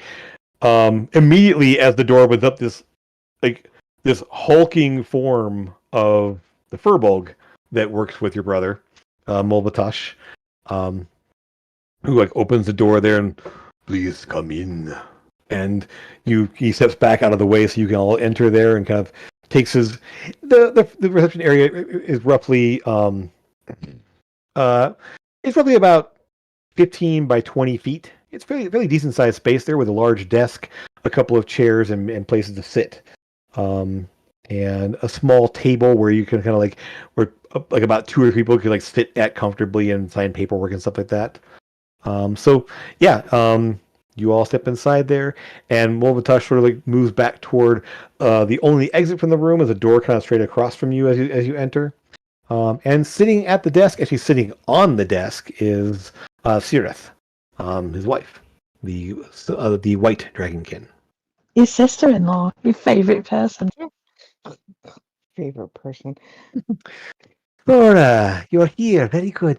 Good to see you and your friends. They're outside. Oh, they all stand inside? Me and Torben waiting. Okay. Outside. Okay, Lucas Lucas is there too. So okay. On the He would back, yeah. actually drift towards the Temple of the Raven Queen if it was right by there. Yeah, it's sort of like let's just kind of back a half, basically across He the wouldn't street. even be subtle about it either. He would just be he would tell Amethyst, I'm going to go over there real quick Okay, and pay some respects, and I'll be right there, and I'll be right back. Okay? I'll be here. Don't worry. We can always come and get you before we leave. Yes, please. Okay, so Torben, you head on over toward the and there's this large raven statue area on the corners of the buildings there, which you notice as you approach it, just because we'll come back to this one here, they do sort of like turn and look as you. They're definitely made of stone, but they look at you. They sort of slowly. It's almost like they're slowly watching you walk along the space there. Right. Um, I would say before I walk into the temple, I look to see if there's any raven's feathers or anything lying about outside, not inside, but like outside. Nope. And he'll just walk straight in. Sure, no problem. It is quiet, peaceful. There's you don't see anyone else really like worshiping there or anything else like that, but there are a couple of attendants that are around there, so you're able to find a space to kind of sit and quietly reflect, essentially. So, yeah. Lucas, Amethyst, you're waiting outside there, and Sora, you see Sirith and Molotov waiting there, and Sirith. Good to see you, Sora. I believe he should be back in just a moment. He had a meeting there, and so hopefully it goes well. There's been some issues, and I'm sure they wanted to speak with you about this. Issues But with me? no, of course not. No. Just business things. He has a number of contracts and such, and there's been some problems of late, and maybe that's why he wants to talk to you. He said that he called out. He reached out for you. He did. That's why we're here, but he didn't tell me why. And unfortunately, sending doesn't let us get into details, and letters are so impersonal. So it's best to explain it in person. I'm sure. So, and the furball just like quietly waits there, and so. It doesn't take long. It's a little bit of small talk there. She'd ask what you've been up to, and how things like since she saw you only a couple of weeks ago at the wedding. So just checking things out there, and maybe 10 minutes or so later, you hear sort of a clump, clump, clump from the doorway beyond there, and it opens up, and you kind of like expect to see your brother, and you see instead the lizard folk like step through there with the large wicked looking axe on his belt, like no armor or anything else like that, just sort of like bands around the wrists, and it's sort of kind of a pale gray scales and that hunched like elongated face. It's almost like a bipedal alligator but like a pale gray skin, gray hide to him. Stepped in, just what? How are you? No, who are you? Good. Behind you, just really see behind him there. He looks around a little awkwardly and just like goes and walks over to one of the chairs, obviously reinforced, and sits into it. And almost immediately after, you see your brother step through. He's not wearing his full armor. He's wearing sort of, for lack of a better word, like a business like attire. Like he's it's more like a tabard instead of his full armor underneath there. He does have his sword across his back. You never see. Wait. You'll wear this for a business meeting, but when you go to a flipping wedding, you're in full garb? That makes no sense. I want to be impressive with. It's the armor looks important. I mean, when you go to meet with business people, you don't want to be all armed to the teeth and everything else. I mean, of course, I got this here, but I mean, I don't know. But, I haven't done business stuff yet. That's you and Nanny. of course. I mean, well, yeah, and if you're meeting business folks, you don't go in armor, but you go to some place, big party kind of thing. I like to look impressive and spend some time. All right. Being a little more. He wants to be intimidating, of course. Yeah, okay, great. Good to see you, little sister. So, I got a bit of a problem. I think you might be able to help me. You and your friends. Are they Okay. here too? No, they're outside, Oh, and well, the other one, I think he went down to the Raven Queen's place. He'd be coming back right about that time to join up with Amethyst. Like I said, it will only be like 5 minutes tops. sure. Yep. You, uh, they may as well hear this too. I mean, this is just it's something I need some help with, and I think you and your friends can help. They can come on in. There's no reason they Okay. do wait outside. Well, I didn't know how personal you were gonna get, and I'll think in my head to come on in Okay. for Amethyst to tell everybody. She wants us to go in. Okay. Yeah.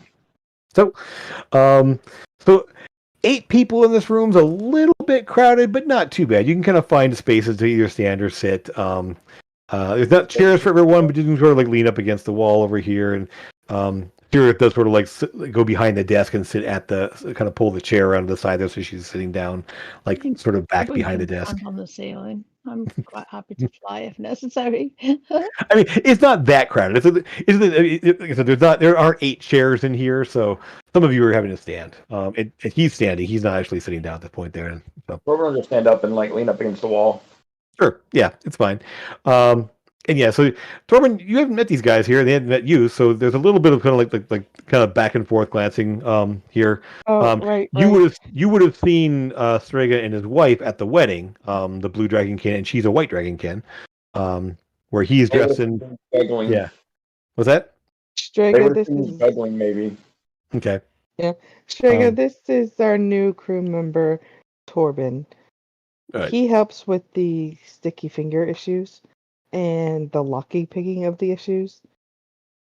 Hmm. Our Um, other friend, he's not with us. He sort of like looks and looks at you, sort of like um, He's not dead, I just not with us. I tend to be pretty forthright, so I'm just going to ask: are you with the syndicate? Me? No. No, looking at Torben. Not anymore. Not for some time, but I do have connections with them if I need information, but I don't work with them anymore. I work for them, and then I point over to my crew, or to my team. He just kind of look at you like he's like trying to like suss out any sort of like deceit, and just eventually just kind of shrugs. At that point, All he'll right. put his head up, he'll put his cloak down, like where you can see his whole face and stuff, and Sure. just be honest and look him in the eyes. Yeah, He's not lying. I mean, he seems to take it all at face value. All right then. Strega, listen. The syndicate brought me back to life. So, be nice. And that's why you're here. Exactly. I know I've heard through connections and stuff that you've had some dealings with the syndicate that have been favorable. So, unfortunately, I've had the opposite situation lately. Yeah, I told him I died. Yeah, Through a sending and stone. he just sort of like winces a little bit when you say that out loud. Just sort of you all see him like visibly sort of like. Yeah, like when's Right. that? Yeah. Yeah. And so he's like, right. Well, you understand my operations sometimes are a little bit quasi-legal. They involve some goods coming and going that maybe people don't want to know about. They want to get under the radar of some things or avoid paying some tariffs or whatever. That's what I do. But some of my more recent contracts have been looked at unfavorably by the syndicate. And, well, they're making some ultimatums. I look, I'm good at fighting things. I'm good at making money and making deals. This is above me. I don't know how to deal with people who think that way or work that way. nobody here really is either. And you see sort of like there's the lizard man just sort of like and Molbatosh just like is just like quietly looking over the space there, not really reacting or doing anything else. And Tirith is just it's true. I mean, I'm good at talking too, but unfortunately I would say I have trouble with the those that run in the shadows. I tend to stay in the light. So so really, if you could speak to the people that you know and maybe get them to back off a little bit or look the other way, or I don't know. If we can make a deal of some kind, I just that I don't have the connections to make this happen, and I don't want this to turn into something bad. Can we know what it is that you're doing that's pissing them off? I was just Goods, about to ask that. goods. I'm trying to bring in and bring out of the city. They're taking offense to the fact that somebody else is doing smuggling operations. I managed to stay kind of unknown for a while, but some of my more recent contracts are being a little bit more profitable, let's just say, and they want to corner the market on illicit transfer of materials. Are these materials the same thing as the dragon golden head? No, The gold that's a dragon head? Yeah, that was a different word. brass dragon sculpture. Yes, That one. Yeah. No. This is that's a little side gig that I do for fun, really more than anything. But anyway, this is just materials need to be shipped out of the city. There again, people trying to avoid tariffs, people trying to avoid notice on certain things. I do try to vet. It's nothing highly illegal, just things people want to keep under the radar, which is a weird word that you don't really know. Out from people's notice. You're still being quite vague about the material. I don't want to get into what they are, especially because there's a client thing happening here, and I am paid for discretion on such, so I don't want to.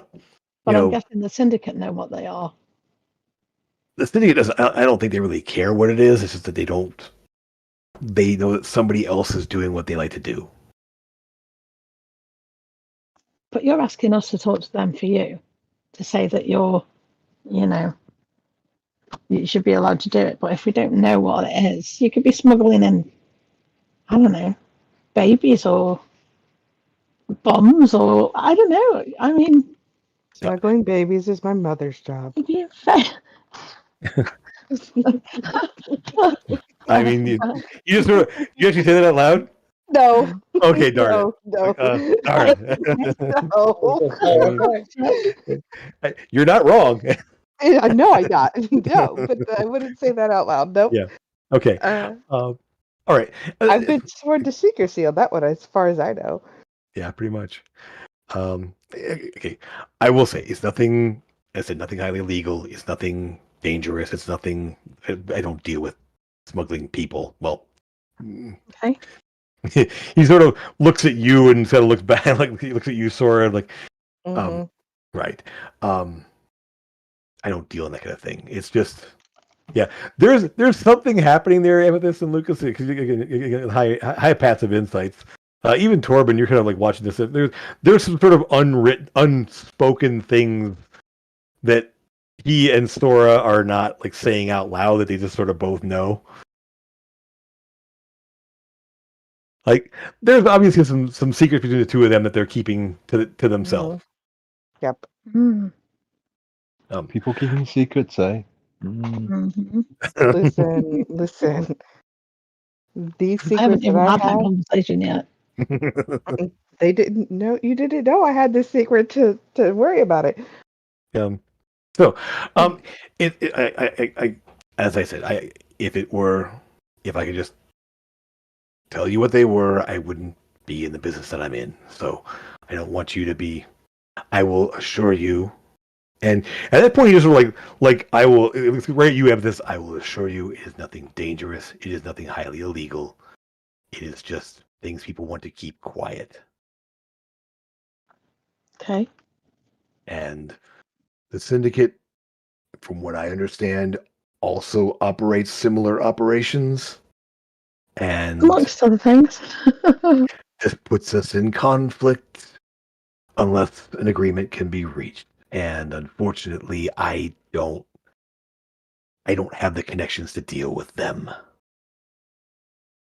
I think that you do. That's why I'm asking for help.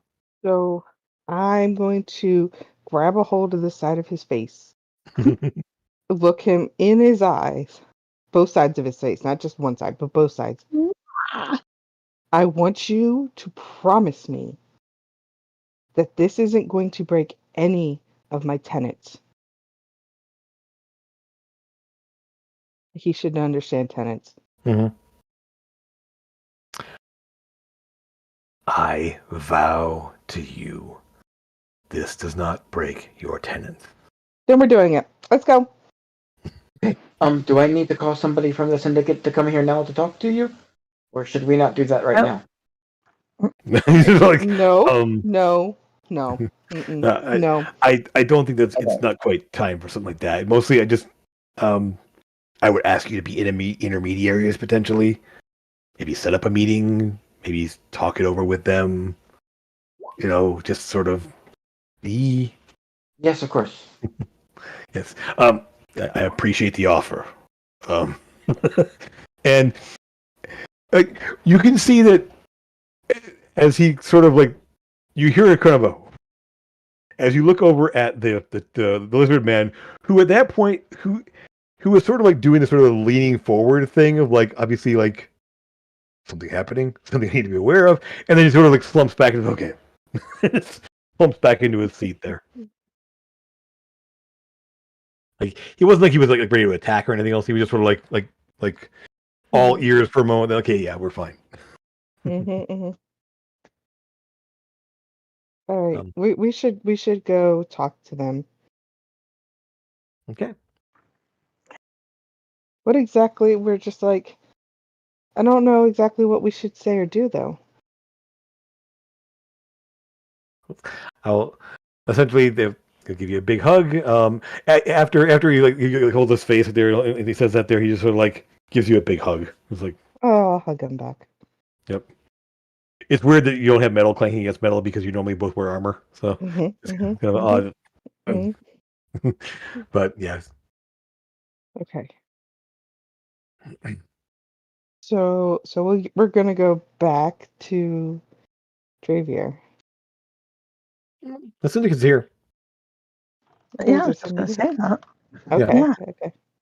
Yeah, you spoke with Syndicate here. In fact, Torben, you would have connections here, so you would know how to set up a meeting. I had somebody get there in like 10 minutes. Well, yeah, No, yeah. It's not. You don't want them coming here. You want to talk to them someplace neutral, and then potentially do we have set up a to meeting. do it tonight, or can we? I can do it tonight for you guys, and I can just meet you on the ship when I'm done. I can assure you it won't be dangerous for me at all. No, it would be a. It would be a. It would be a you setting up the meeting, and then we all talk to the person, not. Then he's going to look around and see if there's any drops or anything in the area to leave a note to meet at a certain time. When did you guys want to meet? Or I can just send the sending to Lindstro or something. Before we either leave, or both. Both is fine. Before we leave, I'm gonna ask Strega for a insignia with his symbol on it. Okay, if he works for a group of people, they should have some type of symbol to let them know that I am speaking on their behalf. Okay. I mean, effectively, yeah. He goes over to the desk, and I mean, it's a metallic version of kind of like a calling card, Yeah, like a business card, like that. So it's a little emblem there. So here, this should do. And Yep. close the desk drawer and hands it to you, and Mm-hmm. I mean, that's our crest, so that should be fine, I would assume. So. Mm-hmm. Okay, that's the only thing I have of my brothers, by the way. Okay. Technically, yep. Mm-hmm. Other than sharing blood. Listen, that's not my brother's. That's mine. Okay. Right. His is his, and mine is mine. Yep. They just came from the same place. And you know that you have different fathers. Uh huh. I was going to say, if we're going to ask a favour of the syndicate, maybe we should sort their problem out first. And Yeah, look more that's favourably on it. what I was thinking. All right. So maybe we wait, sort out the problem first, and then set up a meeting. Yeah, he didn't say it was like super pressing. Although you think he can't wait like a week or two, but he could definitely wait a couple of days should be fine. He will Mm-hmm. let you know that. So it's not. Torben comes up the note that he was writing to get ready to make a drop. I mean, you can still do it. They both work there, but Oh yeah, no, if I can, then yeah. yeah. We can just make the meeting for like tomorrow or something, or like whenever we're done. We haven't even left yet, though, have we? We're still talking to Silver's brother. Yeah, so you're at this point. You're outside. I'm saying, with all that there, you guys can head out there, head back to wherever you're going to be heading to. If you want to go back to the Copperhead Inn to spend the night there, you have that option. You've been staying there for the last week or so it's not a problem to you still have rooms there essentially until you actually check out. Mm-hmm. Okay.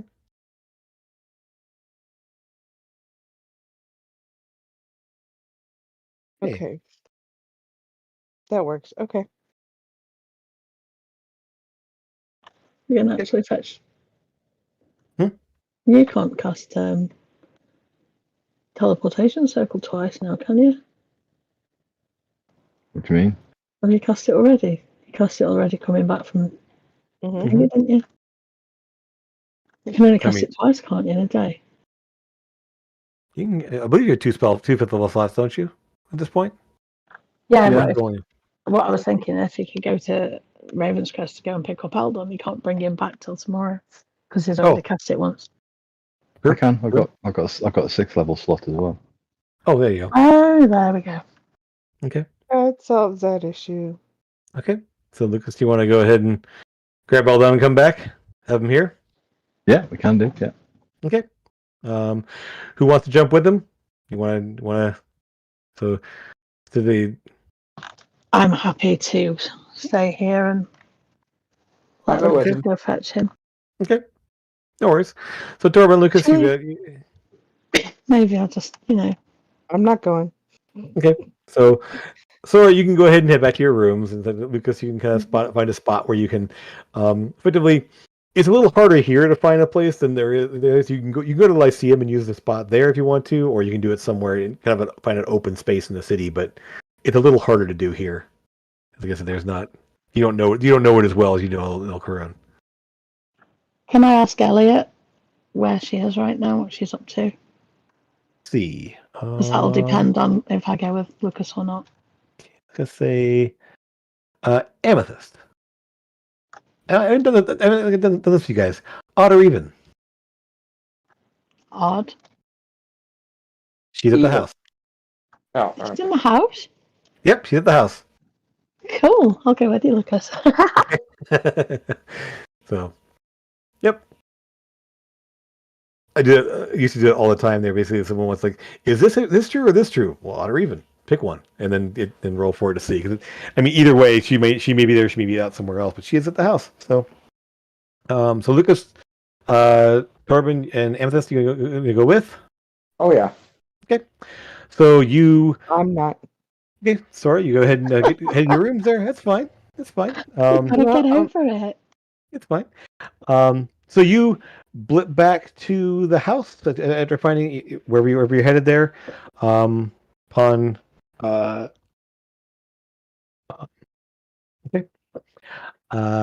So you'll you arrive, no problem, and you are greeted by the people from the house essentially, ready to talk with you, meet up, do whatever you want. Eldon is hard at work, let's just say. And when you do arrive, it's like you sort of, you're here, great. And you see he hasn't probably slept in like 3 or 4 days. He literally like has been like he is like kind of like wobbling on his feet a little bit there. Definitely a couple of points of exhaustion. Effectively, just sort of like, Oh, good. Yes, you're back. I made a number of breakthroughs, and I have something ready that's very exciting, and I should probably sleep. What are we doing? I think you are going to bed, friend. Oh, okay. Sure. Where's that? Right. Oh, bed. Right. That soft thing I sleep in sometimes. Right. Okay. Morning when you wake up, okay? Guess you gotta lead him back to he hits the bed there and he's out. Just completely out. But we're supposed to come in. We come to fetch him. We'll just have to pick him up and put him in bed when we get back. I can carry him, or Sora can carry him. Sora's not with you. Sora's not here. Oh yeah, I can carry him. He's small. He's small. Any of us can carry him. He's tiny. I have strength of 11. I can pick up a gnome. Yeah, not a problem. It's his gear is the problem. He's got a lot of heavy gear, but if he can walk around in it, you can pick him up with it. So, because it is one of the things. Like, no, he only has like a 6 strength, but he manages to carry a lot of gear on him. So you don't know how he does it. You assume it's very well balanced and very well like arranged on his person that he doesn't collapse under it. It's like, the old lady thing in Labyrinth, like, oh, one more thing, and like that. I was talking to Nick about that today, actually. Yep. So he's sort of out. You just like pick him up and collect all of his gear, and it's just sort of like it's all like the one thing. He does arrange his stuff very nicely, so you're able to just kind of like that's it, that's that thing, there's that bit of armor, that's that shield, and so you kind of put it up there. He has a bag of holding, so you got to put it all in his bag of holding and just sort of like put it all in there, and then are able to pick him up. And as you're doing this, Amethyst, are you helping with the loading? Or are you? No, I'm gonna look for Elia. Okay, yeah. You actually find her. Actually, I'll just say when you arrived at the teleportation circle there, since you messaged her ahead of time, she's actually out on the patio there, like tending to the plants out there. There's a bunch of plants there, and at this point, since the height of spring there, they're all growing, and there's like ivy going across the top of the fence around the outside of there, and it's actually like it's actually not just ivy, it's actually grapevines. So it's actually like she's like picking like bundles of grapes and attending to the pots and everything else, and so like it's been a few days. Good to see you. How long are you here for? About 5 minutes. Just wanted to come give you a cuddle. Okay. She's like, fine. And she like grabs, because she says she's stronger than you are, actually. So she kind of like grabs the front of your cloak there, kind of pulls you into the dining room, at least out through the door there, and like, yeah. Okay. Do not disturb. Yeah. Yeah. So, you have a little more time because obviously collecting all of Eldon's stuff is not a short task. There's a lot of things to grab and a lot of things to collect and everything else. And so, I've always Lucas, got a lot of things to grab. yes, I'm sure. Lucas, what are you doing while like Torben's collecting all of Eldon's stuff? Just helping out collecting Okay. and helping. Not a problem. Yeah, so you can go ahead and put some things away or whatever, and just kind of rearrange some stuff there. You're able to kind of just get what you need, and we'll just say 15, 20 minutes later or so, a very mussed up Amethyst, having to kind of straighten up the cloak a bit, rearrange the I assume you're wearing your armor, so you're kind of pulling your armor back into place, and like with obviously the cat ate the canary look on her face. And you essentially meet back on the patio there. Elias is kind of standing at the dining room door there, just kind of smiling. Nice to see you all. Come back soon. Be safe. All that, you know. Once we finish getting the cruise ship, we'll be back in town. I'm sure. I'll Good. let you know. Oh, wait. Just a minute. And She like pauses for a second there. Hold on for about 10 minutes. Well, 10 more minutes. And Okay. she's like, so since we have time, she's like, my father's gonna want to set up probably in a few weeks a shipment of balsa to Port Oris. So just keep that in mind. And I think their things are pretty well established here. I mean, people are doing well. Forest is good. No problems as far as we know. But we'll keep you posted. So yeah, I think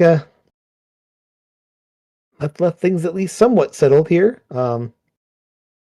Just obviously you are all missed.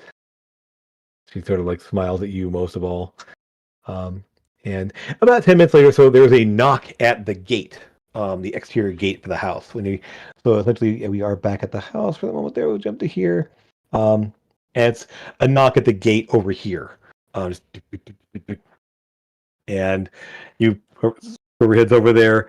You open the door and you kind of like look out and look down because you see a gnome-ish. And I believe the person that's here, the one's unconscious, the other one wasn't here, and the other one's in jail. So everyone that met her, like actually had conversation with her, isn't currently here, but the rest of you has seen her around. This is Audrey. She is the sort of one who runs messages around, mostly for Nimbus, and has been sort of like in and out of the house a couple times. She's a gnomeling, let's just say. And you see she has leather armor, and she's dressed up there kind of a little bit low cut ish, but she does have a satchel with a bunch of tools and such, and said, Eldon actually said that you guys needed an engineer. I've been doing a lot of tinkering. I've been spending a lot of time with Nimbus over the last year or two now, and I'm willing to give it a shot and at least be able to do basic repairs and such and keep things running on the ship that you got, because that's pretty neat. And I'm sick of being in this town. So What's wrong with this town? It's lovely. it's great. It's just small and not a lot happens here. Well, until you guys showed up, and even now things are getting kind of boring again. So I kind of want to get out there and see more, do more. Welcome aboard. My friends settled in at the temple at the Shrine of Light, and I mean, not much to do. So Any friend of Eldon's and all that. she kind of looks over him like Torben holding Eldon. She's like, oh, what a goof. Okay. Yeah. We're going. She kind of looks down at the circle. We're going somewhere. Okay, sure. I got my stuff. So, and you see, she also has like a little pack. Obviously, and there's some clothing sticking out of this. It was a hastily packed satchel over her back there, and the tools. Got my stuff. Let's go. I take the leather belt out of my overcoat and tie it to my waist around Eldon and use it as like a little harness towards him. Okay, no problem. So you can kind of keep him in place there. You had to sit him on the ground for a while. You should pick him up again and make a little harness for him to get into and everything. I would have had to. Sure, no problem. You kind of like set him up there. So Lucas, you're able to reset the circle, and the everything lights up nice and pretty. You send a message off to the back to Lyceum, and you guys are back in Port Oris with another new crew member, and the rest of your team is all together. And we'll just say that you guys start to head back to your rooms, and our last thing for the session here, Thora. Mm-hmm. They're sitting at the temple.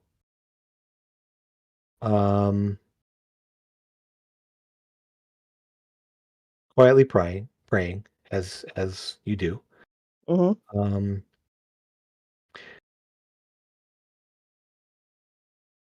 Asking the fact that you haven't spoken to the rest of your family since the fight.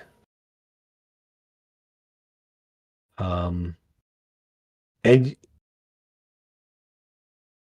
as you feel as you kind of put those prayers out there silently, thinking of your family, you don't hear a voice, don't hear words. Let's just say you just hear a low sort of growl of agreement. You can sense that sort of that there's sort of that like yes and no sort of tone there, like or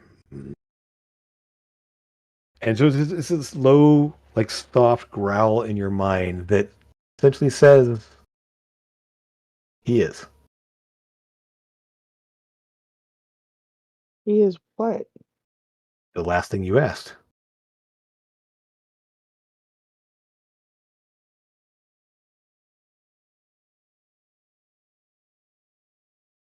You watch over them for me, keep them safe, ever in your debt. Yeah, yeah. And then you said he is. But He is doing oh, so. okay. Share Yes. room and keeping him safe. Yep. And as you stand, you turn, and you see the same priest, not standing like close to you, but just standing like sort of across the room as you kind of leave the alcove there, and just sort of like smiles and nods. The pale human, but with silvery hair and silver eyes, just sort of looks at you and gives a small nod, and just and a soft like small nod of acknowledgement that you're there.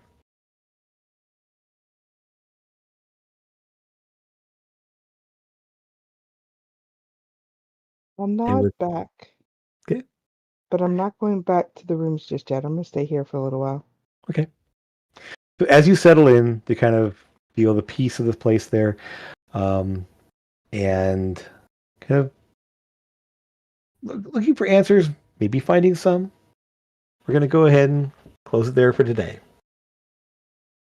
I want to thank you all out there for watching. I want to thank you guys for playing. I know we had a lot going on today. There's a couple of crew members to find yet, but did a good job getting some of the central people in place there. Captain, cook, first mate, navigator, or sorry, engineer, and a couple more potentially waiting in the wings. So with that, we are going to go ahead and call it. And out there, thank you for watching. Thank you for hanging out with us. We'll be back next week. Hopefully we'll have a full crew next time, and everyone will be up and running and able to participate fully, because we have maybe a job to do for the syndicate. So let's see what we end up with there. Hope you can come back and watch with us next time, and check things out. As always, thanks for hanging out at the Tankard. Next time drinks are on us, and we'll see you again real soon. Take care, everyone. No more than Bye. three.